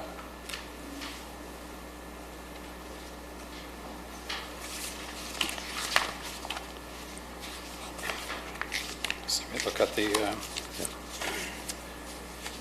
Well, that's being looked up. Any other questions from council at this time? Or maybe you can just tell me about the landscaping and the open space that you have. Yes, we're required to have 30 and we're providing 33, and there's a walkway area as part of that, and then I believe we're also counting a rooftop amenity area in that calculation. If that's the case, that's sufficient. I just wanted to make sure. It just seems like a lot of open space. Just wanted to reconfirm it with you as well. Thank you. Any further questions? Seeing none. Thank you very much. Thank you. Mayor Jaworski, I should also have said that we're in support of obviously the recommendation before you, if that wasn't clear this evening. We'll take it. Thank you. Thanks for emphasizing. So that's all the official delegations speaking on this. Is there anyone else present tonight who wishes to speak to this application? Seeing none. If there are no more delegations, this formal public meeting is concluded and the application is now open to council for a motion and debate. Councillor Henry. I'll move the item as printed with the additional notes I'm required to read under the province's new Say As Many Things as Possible Act. Excellent. Having considered all written and oral submissions from the public and stakeholders and considered the professional opinions of planning staff, Council approves zoning bylaw amendment Z 1515, 199-203-205 Albert Street in accordance with Section 6, recommendations of IPPW 2017-027 for the reasons specified in Section 5, conclusions of the report. Thank you. And I'll look for a second. Thank you very much. Could I have a seconder for that? Councillor Freeman. And I'll open with a comment, and I imagine others might as well. I certainly take Councillor Durrell's observation around relative height and would observe as she elucidated the sequencing of studies and changes that has happened in this area over time. This is certainly something relative to what's being and will be built in the nearby area taller. And by, in some cases, not an inconsiderable margin. However, it is in compliance with the height as set out in the more than a decade-old height and density policy study, which was a previous council's attempt to start moving us towards growing up and not out. One of the things I asked in an earlier stage of this process, given the applicant was looking for some of the benefits of the Northdale plan, namely parking, was to ask after what they were doing in terms of the additional performance requirements that came with those benefits across the street in Northdale. And we've seen charts throughout this process to identify that, a tower and podium format to be able to pull that back from the street and create some of that specificity that we were looking for. Setback from other properties such that there was tower separation. Again, that went specifically in Northdale to what some folks referred to as the King Street Wall to make sure there was gaps between the building and that we did not have a slab, but we had a tower, podium, and space to let daylight through. And those and certainly some of the other treatments, including activation at grades, were elements of the Northdale plan that required more from the development industry. This applicant is meeting those on this site, and so on balance it seems reasonable to be able to also allow them to have some of the benefits for the same reason that 5 meters away folks are grabbing those. So that satisfied me, especially in the context of existing permissions on this site for the height that's being asked for. And whether or not that height would have been something that this council would have granted, but a previous council has, and that is the planning law of the land on the ground in this site. Thank you. Further commentary from anyone? I think from my standpoint, one of the items that didn't get mentioned tonight was the LRT stop down Seagram Drive, the Wilfrid Laurier University Waterloo Park stop that services Laurier, and this building is as close to it as anything on Laurier's site except for perhaps the seminary.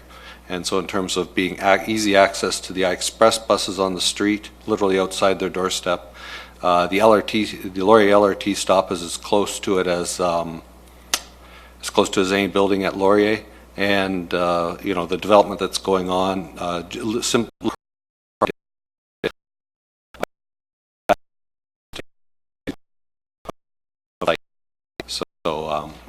further comments, Councillor Durrell. Thank you, Mayor Jaworski. So I'm happy to see the commercial on the main floor. I think that that's really important, especially for that corner. And having second floor employment, so people working in that space, I feel is really important as well. I'm nervous about the height, but that's not your fault. You're building to what has been zoned there. That's the city's issue, and so I'll be supporting this building because in the end, I do like the balconies. I like the building. I think it's a nice one. I think it's higher than I would like to see there, but you're building to what's been zoned there, so I can't. I have no legal way to do that, so I'll be supporting this. Further commentary from council. We better go back to my notes here. I think I can just call the vote now, Madam Clerk. Seeing no further questions or comments, all those in favor? That is all of us. Thank you. Next up.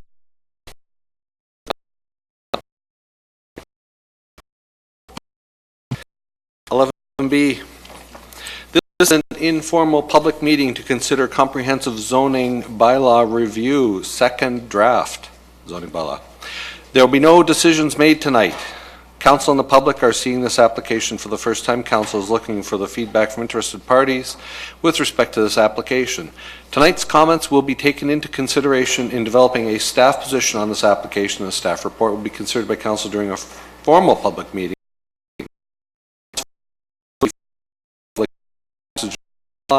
Sign the appropriate registry located at the desk at the rear of the council chambers. The planner will now provide a brief overview of the Senior staff and members of the public here tonight. We're here to do a draft of the city's comprehensive zoning bylaw review. It's a citywide initiative essentially to implement the city's official plan, which is a requirement of the Planning Act. So we're taking the policies of the official plan and we're translating them into regulations. The objective is to consolidate the existing bylaws, the 3 existing bylaws that we have ranging from the 40s through to the 60s, as well as to have a look at the 1,000+ site-specific amendments that we've created over the last 50 or so years. We're also looking to simplify our zoning regulations, align with best planning practice and development practices, facilitate urban design objectives, as well as implement the city's objectives related to economic development.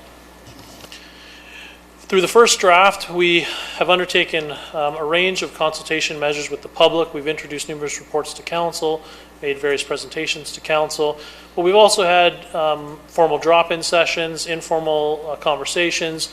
We've used digital technology to our advantage, including surveys on Engage Waterloo. We've received almost 300 written submissions to date and growing by the day. And we've had a lot of consultation with individuals, committees of councils, and external agencies. In terms of the bylaw, one of the objectives is to make it more user-friendly. We've taken a lot of the existing written regulations, we've translated them to tables. We've also alphabetized the definitions, and more recently through this draft, the general regulations, which will make finding general regulations relating to various topics much more easy, as well as we've codified the bylaw, the draft bylaw, to identify existing regulations from the first draft, modified regulations, or new regulations. So it'll help guide and navigate council and the public through the bylaw.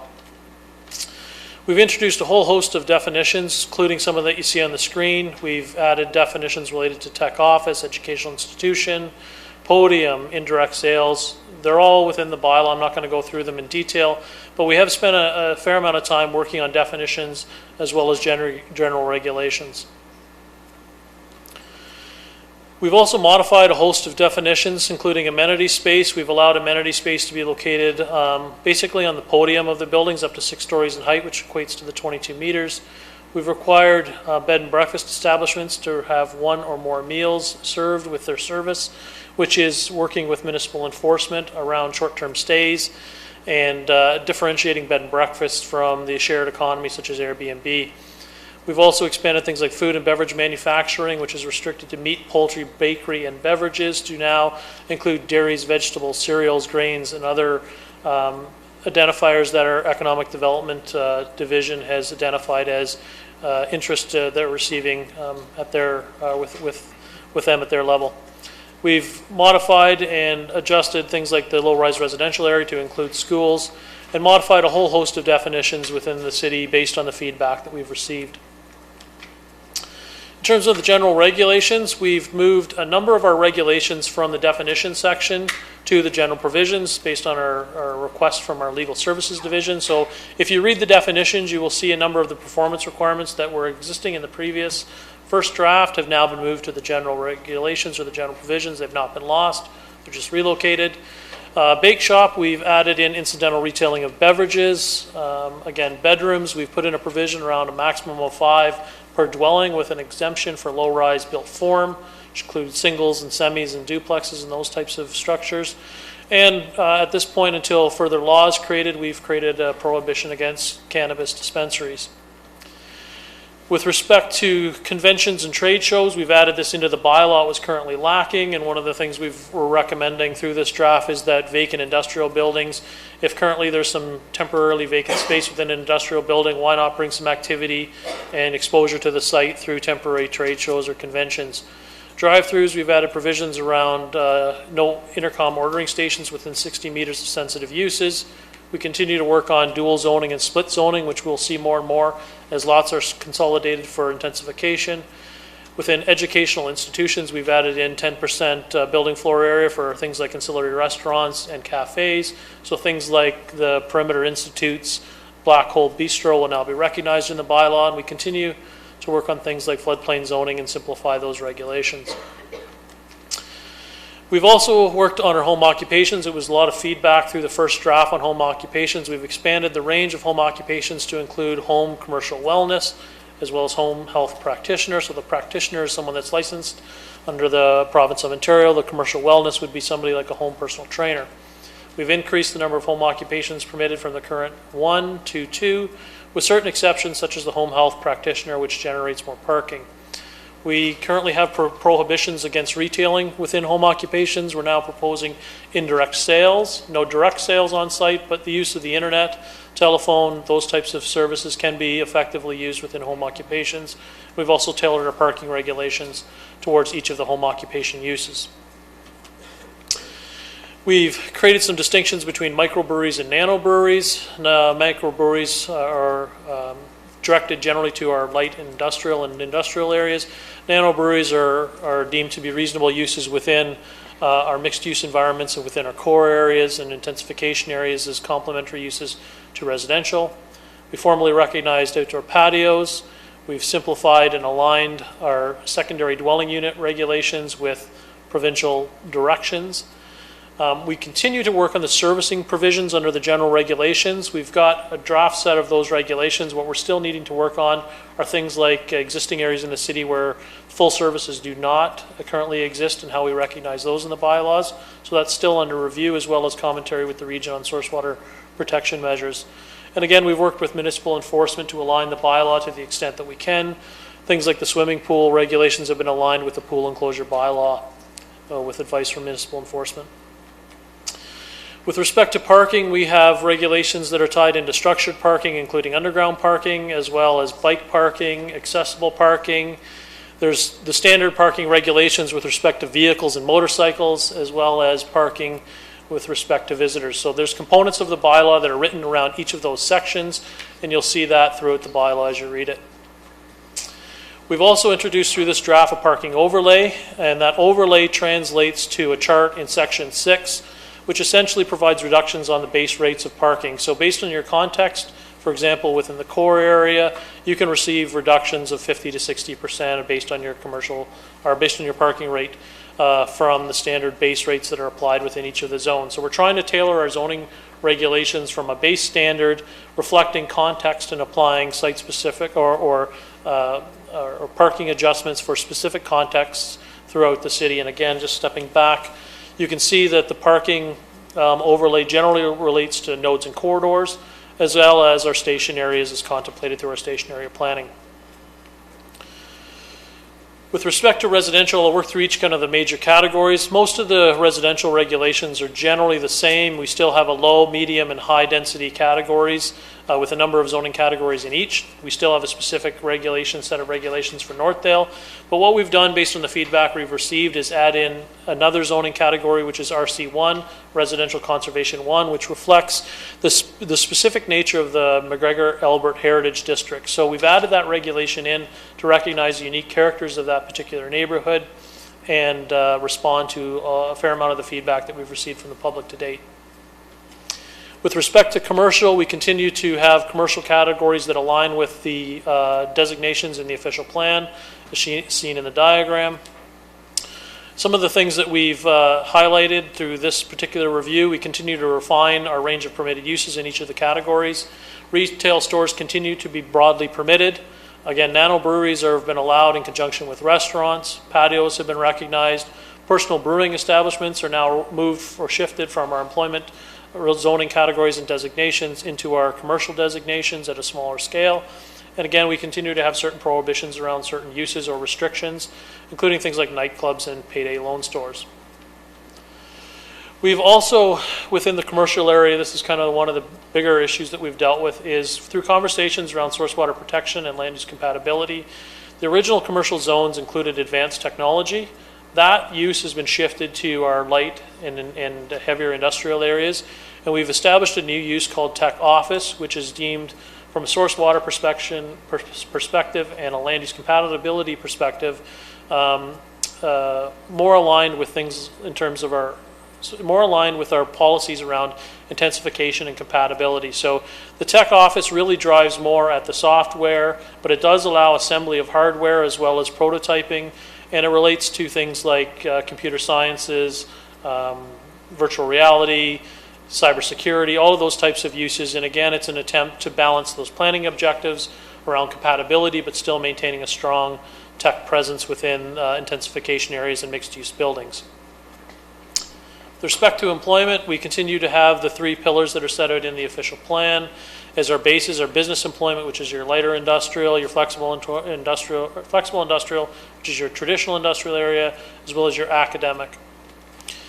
Again, we continue to refine the range of permitted uses. We have retitled academic to university college.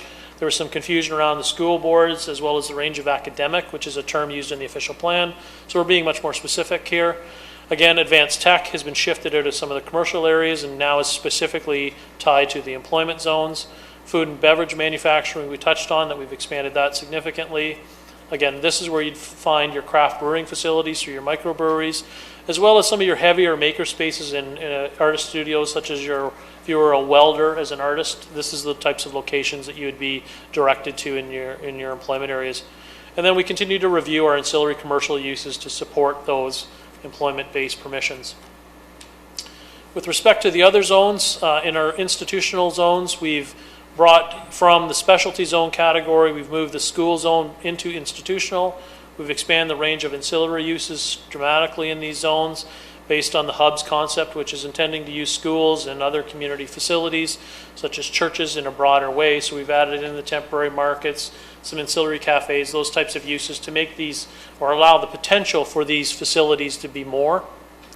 Within our parks and open space zoning categories, there's not really much that's changed. We have added some additional permitted uses around municipal cemeteries. And we've added in regulations to reflect utility corridors, in particular hydro corridors.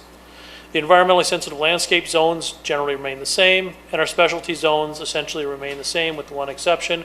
We've retitled what was previously called the future development zone to future determination, which was the intention. It's essentially a holding zone. And not all lands that are designated future or FD will be actually developable lands. So we didn't want to mislead anybody by suggesting that they were all future development. There's a determination that's required through a proper planning process to determine the nature and the range of uses that should be allowed on each of those sites that are identified as FD. With respect to mapping, we have a number of schedules in the official plan, including a general Schedule A for mapping overlays. Schedule B is road widenings, and then Schedule C is 325 or so pages of site-specific regulations. Schedule A has been complete and refined based on a lot of the community feedback, again, and our number of reviews by staff. The parking overlay we've generally talked about earlier in the presentation, but aligns with nodes and corridors and station areas.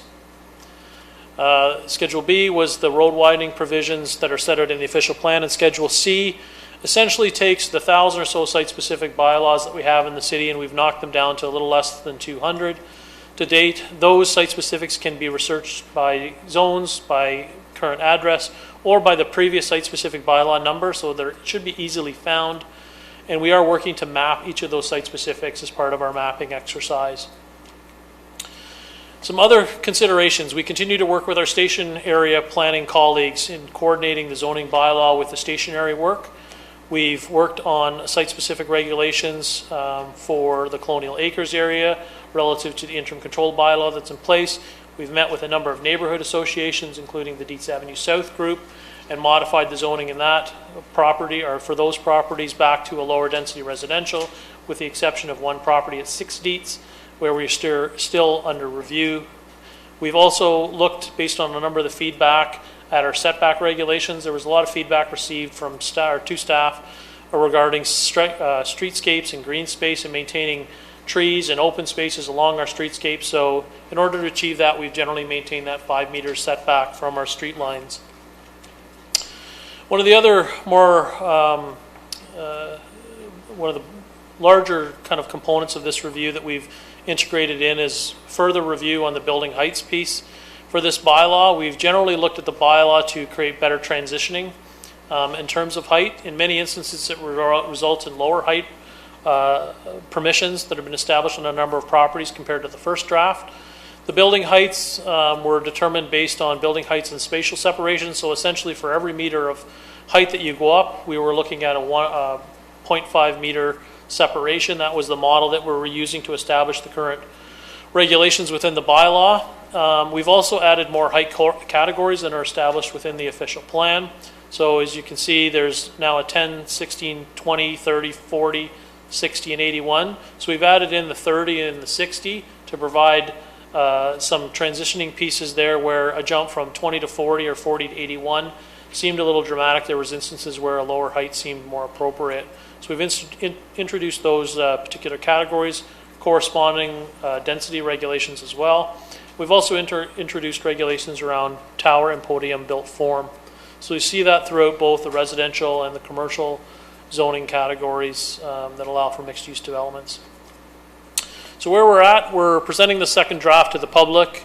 We're looking to, again, continue our consultation phase through the next couple of months, and then we'll start to work on a further refined bylaw over the summer and bring it back, hopefully for a final report to council for decision making in late 2017.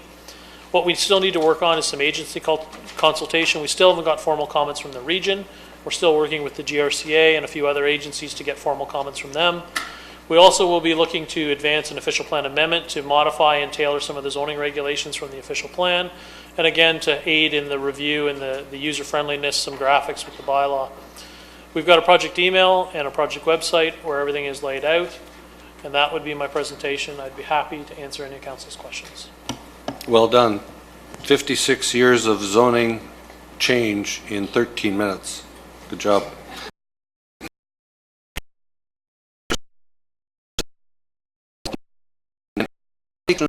Questions of clarification may be asked. Council members should not express opinions at this point. Questions, Councillor Durrell, Councillor Whaley. Great.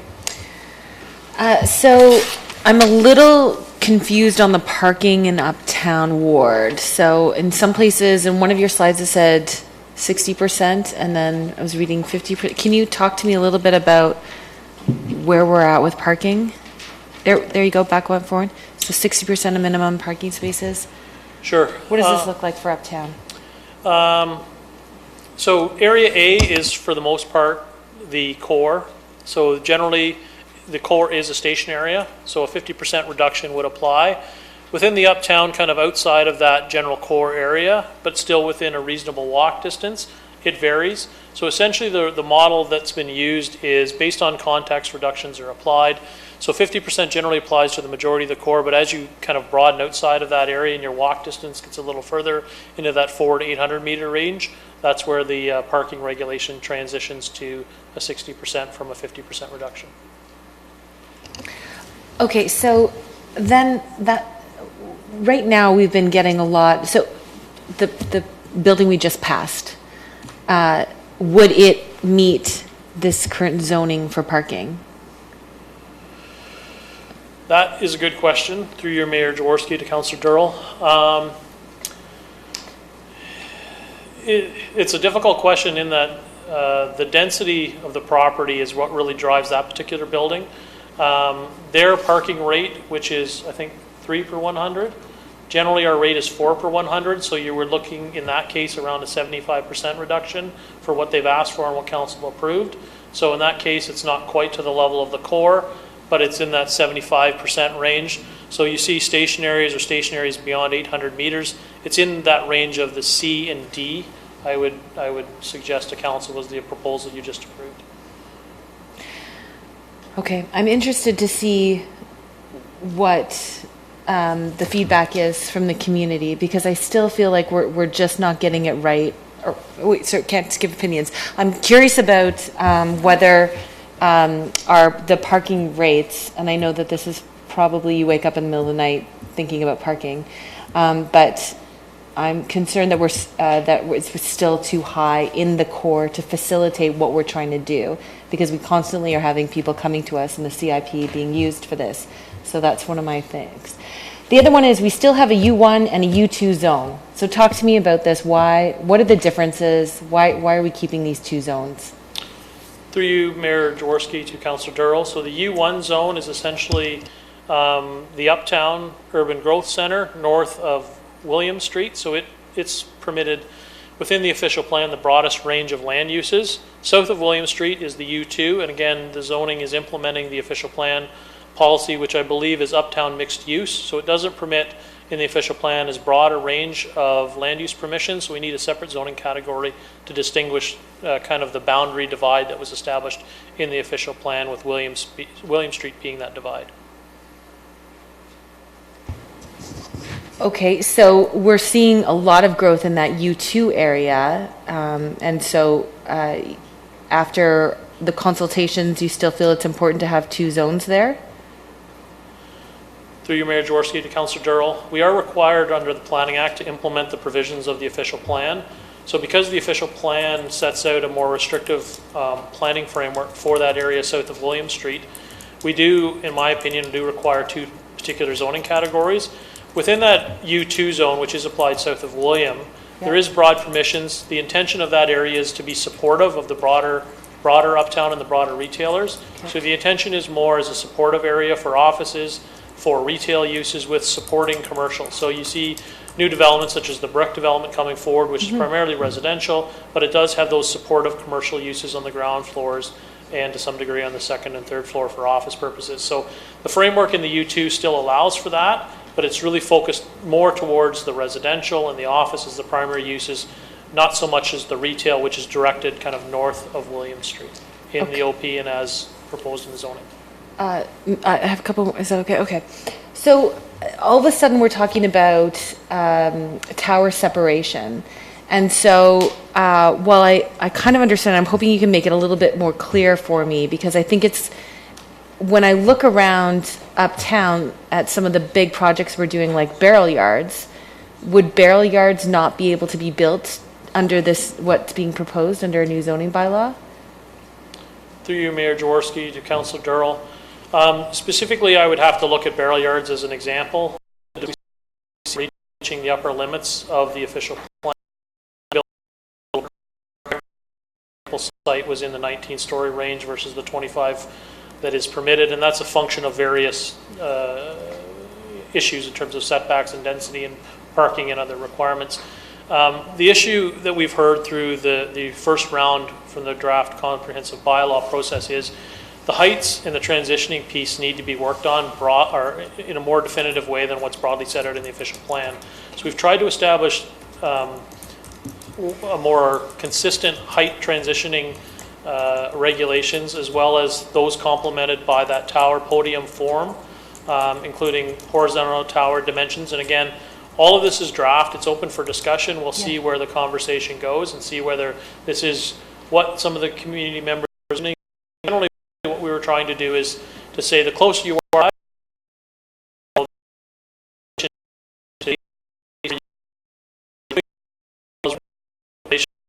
lower than established in the official plan, that would then mean that someone still can come forward through a planning application, present to council, saying, here's my case, why that additional height makes sense, why it's in the community interest, and then advance that application for council's consideration. And ultimately, council could approve something beyond what we're setting up in the zoning bylaw to the upper limits of the official plan. So we're creating a framework where you get to a certain point, and then after that, there needs to be a further conversation, and it could be more detailed height, shadowing and wind evaluation, more context evaluation, different factors that we as a community want to have a look at based on that particular context. So we've set the framework, again, likely being a little conservative, and we'll see where the conversation goes. So one of the things that I was curious about was so a 300 apartment building would have to have 900 square meters of amenity space. So we're starting to talk about amenity space within the.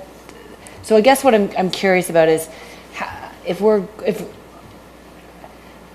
in uptown, if we're starting to regulate amenity space and how much there is there, is that something that is going to facilitate good development and growth and intensification? Through you, Mayor Jaworski, to Councillor Durrell. Historically, we've required landscaped open space and larger yard setbacks to accommodate some on-site amenity space for residents, as well as community facilities such as parkland. When we see in the core more and more developments pushing to smaller yard setbacks, limited green space, and then we've got into the conversation in recent years around the well-being, the social well-being of those individuals residing in the building. So the same comments that Anna Marie Cipriani presented to council around sustainable planning of considering both the social, the economic, and the environmental consideration. That social piece we've tried to weave into this bylaw. Okay. We've proposed 3 square meters per bedroom, which generally could be satisfied with a balcony area. Depending on the range and the amount of development that's required, we're also proposing some regulations around common indoor amenity space. So it could be a common community room, fitness room, something that brings people together within the building versus isolating them. So the intention isn't to be overly restrictive. The intention is to bring a social component into the zoning bylaw and allow people to get together, given that the setbacks and landscaped open space provisions are getting less and less as developments continue to advance. So I know we did that in Northdale. Do other communities do that in their zoning bylaws? Have sort of the equation for amenity space, common area space? Is that? Through you, Mayor Jaworski, to Councillor Durrell. municipalities have various zoning provisions. We have certain zoning categories that require amenity space today. Yep. Certain zones, like Northdale, was adopted without amenity space requirements. Other provisions have a landscaped open space requirement. Okay. We're proposing to use this as a tool to, rather than take larger setbacks, as I said, allow for balconies and rooftop terraces and those types of amenities to be counted towards that social space with developments, allow developers to be more creative. If they want to provide landscaped open space at grade, they're more than welcome to do that. But they should be looking to provide some social amenities in our mind as planners within each of the buildings. It's a carrot. Use the carrot to make it happen. Thanks. I think that's everything. I wrote some more questions, but I think we're good right now. Thank you. Go ahead. I guess, but this would be for everybody. Your zoning team, for lack of a better term, did a session in Uptown for my residents, the constituents in Uptown. And is this something that we're going to be doing again? Can we organize something like that again where people can sit down within their neighborhoods and look at the zoning and give feedback? Through you, Mayor Jaworski, to Councillor Durrell. We're actually hoping to come back on May 8th with a small, short report to Council outlining our public consultation strategy for this second phase. Okay. The reason we didn't bring it tonight is that we would be happy to receive feedback from Council on any ideas that they have with respect to public consultation. So that was a great success. We would be happy to continue to do that again, and in any of the wards or any of the venues that we see. The feedback we've been getting has been very thoughtful and thought-provoking in many instances, and we've valued a lot of the consistent themes coming through, and we've tried to reflect as many of them as we can within this comprehensive second draft. So I'll give you my feedback now. I would very much like you to come and work with my neighborhoods, and I think one of the things that worked well for the other councillors is we. Joel and his team printed off maps of our area, of our ward, and we actually had citizens mark up their maps, and we also had a planner at every table too, and it was very effective and a great way to engage with people because they were looking right at the maps and giving their feedback. So I would like to do that again, please. Thank you. Next up, Councillor Whaley. Joe, we continue to be a rapidly growing city, and yet we've run out of land. So that's going to necessarily mean that all our future neighborhoods are going to be vertical neighborhoods. Just tonight, we passed a bylaw to have 179 small homes stacked on top of one another in a 25-story building that formerly had 3 houses on it, and now there's going to be 179. Pretty remarkable transition in our city. Your new rezoning ideas say that you want to keep a cap at 81 meters. If we continue to have such an abundance of people who want to come and live in Waterloo, does 81 meters make sense far into the future, or should we have more flexibility on height as we get to look more and more like Manhattan? Through you, Mayor Jaworski, to Councillor Whaley. It's a good question. The official plan is generally shaped and guided where intensification should happen, and again, as Council is fully aware, it's based on a nodes and corridor and now a station area planning model. Within those nodes and corridors, there is sufficient growth for Waterloo for the next number of years. Mr. Nevin can likely quote it better than I can. But it really comes down to a comfort level. You know, the more height that you have, the additional impacts that are created, depending on the built form that goes along with that particular height. We do have proposals for buildings that are much higher than 81 meters, and in certain contexts we look at them and we say, actually that makes sense, it's a good location, they can be landmark buildings for Waterloo. In other locations we see that the height can be a challenge. So we're trying to be thoughtful with this particular second draft, and we've come in many instances, and we expect that the many planning consultants that are here this evening will be sitting up and taking, marking lots of notes down with respect to potential for lower heights. But we're trying to be thoughtful in the way we're crafting and shaping the community. So, as we see the community grow, we want to make sure that it works well together, that it transitions well, and that people have that sense of Waterloo, which goes right back to Imagine Waterloo, of that sense of Waterloo, that this is where, we have pride, where we see our identity. And, at this point, we've not received feedback from anyone that I can recall that said, let's build more height. Most of the comments we've received have been around less height. The challenge for us as planners, and ultimately the challenge for you as council, will be determine where those lines ultimately are. And in my opinion, there are some locations in the city that 81 meters may be a little too low. There's opportunities for some increased height. In many areas, the existing height permissions may need to be reviewed. And that's what we've tried to do through this bylaw. Further questions from council? Councilor Henry? Or? I think I'd note just that many of the questions that I asked in both the reports that came through and the previous time you've been before us, I went back through all of those and looked at your new draft, and I do certainly see that you've responded in some way to each of them. And since I can't have a comment at this point, I will end my sentence there and say the reason I have no questions at this particular point, other than a minor mapping issue I think I sent you a note about, was because I looked for all the comments I made before and saw them changes reflected in this bylaw. So I appreciate the work that staff have and continue to do on listening to council and the public as this process moves forward. Thank you. A question from myself, the amenity space. Well, one of the comments that I had heard from some builders is that the amenity space, is there the opportunity to open it up as broad community space, not just community of the building, but to have something maybe on the entry level count as community space, or count as amenity space, but it be open to the broader community, maybe a community hub. Is anything like that encapsulated in there as yet? Through your Mayor Jaworski, to yourself, I suppose. It's an interesting question. I don't think we've contemplated that to date. There's certainly, I would say, opportunity to create spaces that would be defined within the building that are generally oriented towards the residents, and the residents of the building have an opportunity to use that space. But the same model that we're trying to look at, as I indicated, around the hubs, to try and make existing spaces more effectively used, opening up some of those spaces to the community in certain instances do make a lot of sense.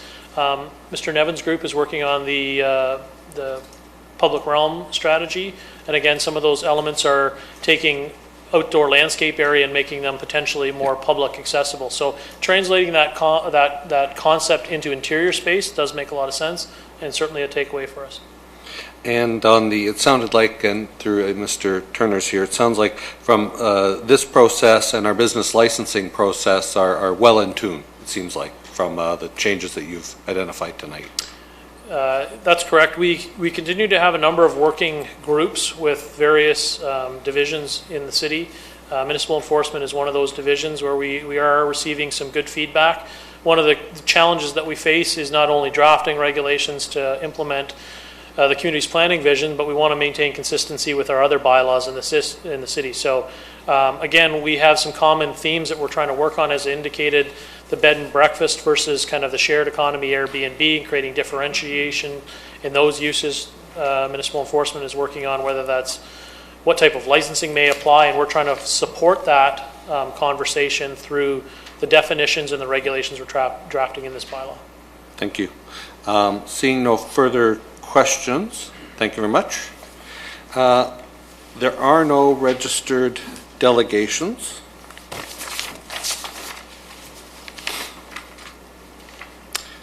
Is there anyone else present here tonight who wishes to speak to this application?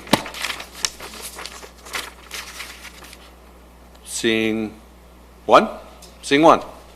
We have one person to speak, and please provide your name and address for the record.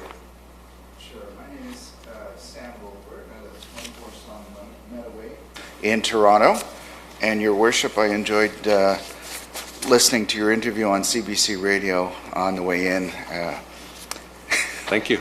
So, let me preface this by saying that I'm very interested. I'm involved in the design, sales, and marketing of garden suites and coach houses and standalone accessory dwelling units. So all of my comments are based on that, in that area alone.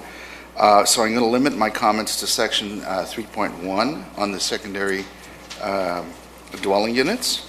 I was very interested to read the report and to look at the zoning bylaw review. I looked at the staff report on it. The only concern that I see is concerns with allowing secondary residential units in accessory structures detached from the main building. There seems to be an outright ban on those units, and there may be a conflict between the municipality and the Planning Act. As you're probably well aware, a couple of letters went out from the Minister of Housing talking about these units and to allow councils based on that. So I just having said that, I will point out that, but I'll put a formal letter together to respond to you. But I will tell you this, that typically when I go to these meetings at municipalities, there seem to be two groups that speak. Those are one group that plans to build a garden suite or in their backyard, whether they're going to use it as a rental property or to house an aging or disabled family member. And those who are opposed to it because they're concerned about the changes to their community. And without going into too much more about it, they're concerned about the quiet enjoyment of their neighborhoods, and that's understandable too. But the reality is that, and you're noticing it here, rising housing prices are spilling over from the GTA into Waterloo. I'm sure you've seen that. Your housing costs have gone up. According to the Ministry of Finance projections, there will be a growth of 100 to 150% in Waterloo County of seniors between 2012 and 2036. And that's got some significance to you. Most single-family houses cannot be modified economically to support an aging resident and then modified back so that the house could be, let's say, sold when it's no longer used or needed. There are many, and it's been my experience, and I'm not suggesting that this is the case in Waterloo, but there are many existing illegal home basement apartments and unregistered secondary dwelling units that you probably come across in your travels, and there has to be something put in place to make sure that they fall into line with the regulation. Unfortunately, in Toronto, our experience was that unless a tragedy happens, and the example in Toronto was a number of rooming houses had fires, et cetera, and there were deaths, and then all of a sudden, people started looking around at the municipality and trying to, point the blame and liability, et cetera. So, in addressing that, I'm going through my bullet list here. For the people who are concerned about these units, there's going to be bad tenants and bad landlords and even bad single-family homeowners, no matter what type of housing is implemented. But I believe that the majority of landlords, tenants, and homeowners are responsible citizens.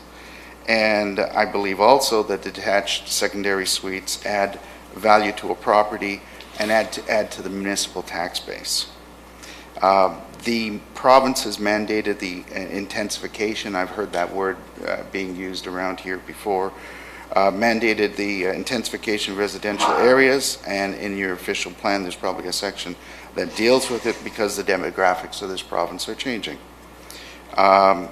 And as I mentioned before, there was a letter that was issued in November of 2016 to all municipalities talking about secondary suites and how they would be implemented within the province. And in December, the Planning Act changed. And in fact, the Planning Act got a little bit tighter, and it was changed to permit detached secondary suites and limit the rights of municipalities who do not authorize them. So it becomes a challenge. So unless you step up to that, just ignoring it and putting an overall ban, I think, is leaving the municipality open to potential liability and risk on your part. So just to sort of put a summary to it. There are certain things that should be legislated by the municipality, such as setbacks, building heights, maximum areas, and I'm talking specifically about garden suites and secondary suites that are detached from existing homes, lot coverage percentages, et cetera, et cetera. They've been successfully done in London, Ottawa, Barrie, and other Ontario municipalities, and I'm just looking forward to seeing that Waterloo implements that as part of their zoning bylaw rather than just an outright ban. Thank you. Thank you for your comments, and thank you very much for submitting written comments in the future. I will ask questions of staff or perhaps the Commissioner just to give us a broad-based response. Any questions of the delegate? Councillor Henry? Not a question other than to say on your right, appreciate your future submission that's coming and your calm and measured comments today. Given some of your notes around secondary suites and basement units, I imagine you're not as familiar with our municipality as many might be, and I'd point that we have a 30-year history of relatively progressive and positive attention and regulation on those matters. Garden suite certainly is something I haven't heard much around this table yet so far. So again, I welcome and appreciate that you've taken the time to bring those to our attention. But if you're ever interested in municipalities that are doing stuff in those accessory and other units, we're a good one to take a look at and read up on. We've got lots of reading for you to do if you'd like. Well, as I said, my focus is on the garden suites and the detached units as opposed to the basement apartments and the changing of existing units into multiples. Excellent. Thank you very much for your comments tonight. Thank you. And I'll just look to the staff or Commissioner to maybe give us some commentary on where we stand with respect to provincial directions and such. Certainly, Mayor Jaworski. Obviously, we will not put something in front of council that we believe is contrary to the Planning Act. We'll be going through and taking a look at where the appropriate location will be. We've got, as Councillor Henry said, a very long history, actually almost longer than anybody, in that we were part of a pilot project which was called Plus Units, or Granny Flats, Plus meaning portable living units for seniors. We were one of the only municipalities in Ontario that had that as a pilot project with the Ministry of Housing. So with the change to the Planning Act, we'll be taking a look at where the appropriate location is for such a land use.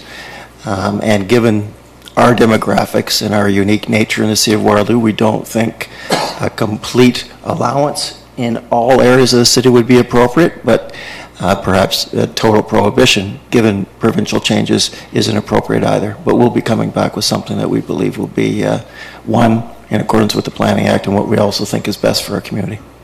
Thank you.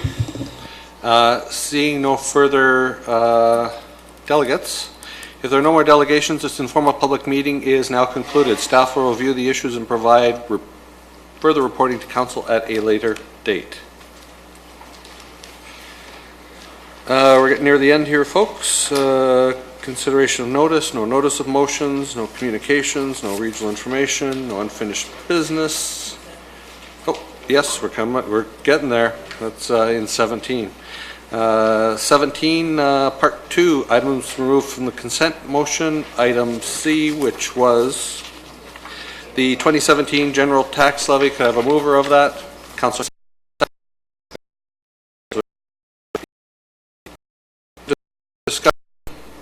All those in favor? Any opposed? Councillor Freeman, thank you.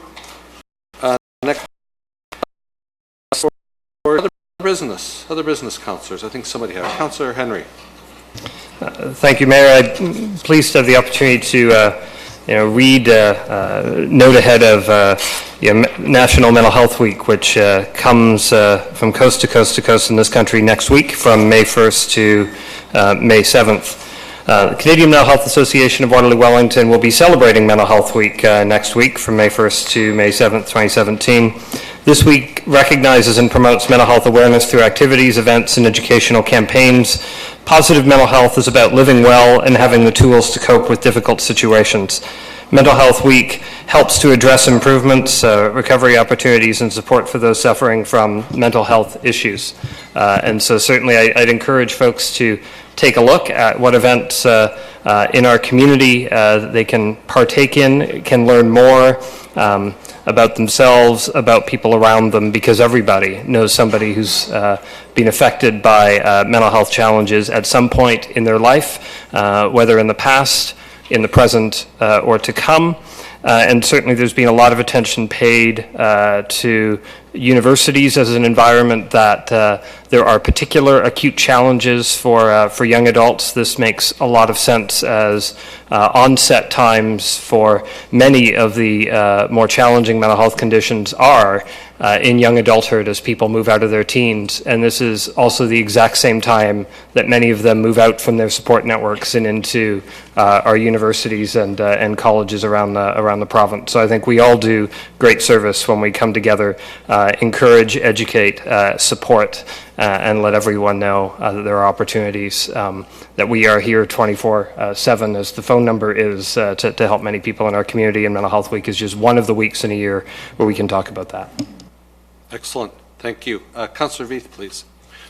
I just want to mention that I covered for Mayor Jaworski at the KW Art Gallery yesterday for the opening of Expressions 42 Spin, Twist, Shift.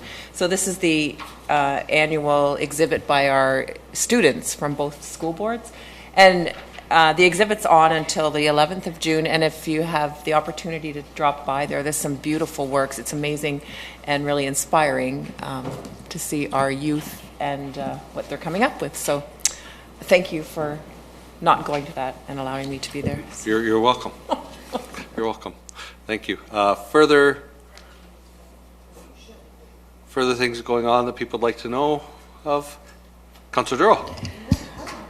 Yeah, there's a really great party, fundraiser happening for the Button Factory. Do you have your ticket yet, Mr. Jaworski? I do not. For Owner of a Lonely Heart, I do not have it as yet. You don't have your Councillor Freeman, do you have your ticket? Yeah. Councillor Henry, I'm going to ask everybody. All those in favor? Anyway, buy your tickets, support the Button Factory. I bought mine. Thank you. Councillor Whaley, thank you. Councillor Veith. All right, so this side of the horseshoe has their tickets. Excellent.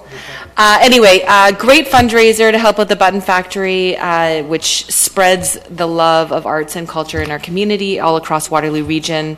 This is their big fundraiser every year, and it's going to be a great party. So I hope everyone will buy tickets. Looking at the CMT behind me. Tickets available in Ward 7. Excellent. Thank you. Online. Thank you. We need to enact some bylaws. Somebody pretty interested in those, like Councillor Durrell and Councillor Freeman. Any questions? All those in favor? That's 6 of us. Yes. Motion to adjourn. Councillor Henry, Councillor Freeman. All those in favor? That's all of us. Thank you.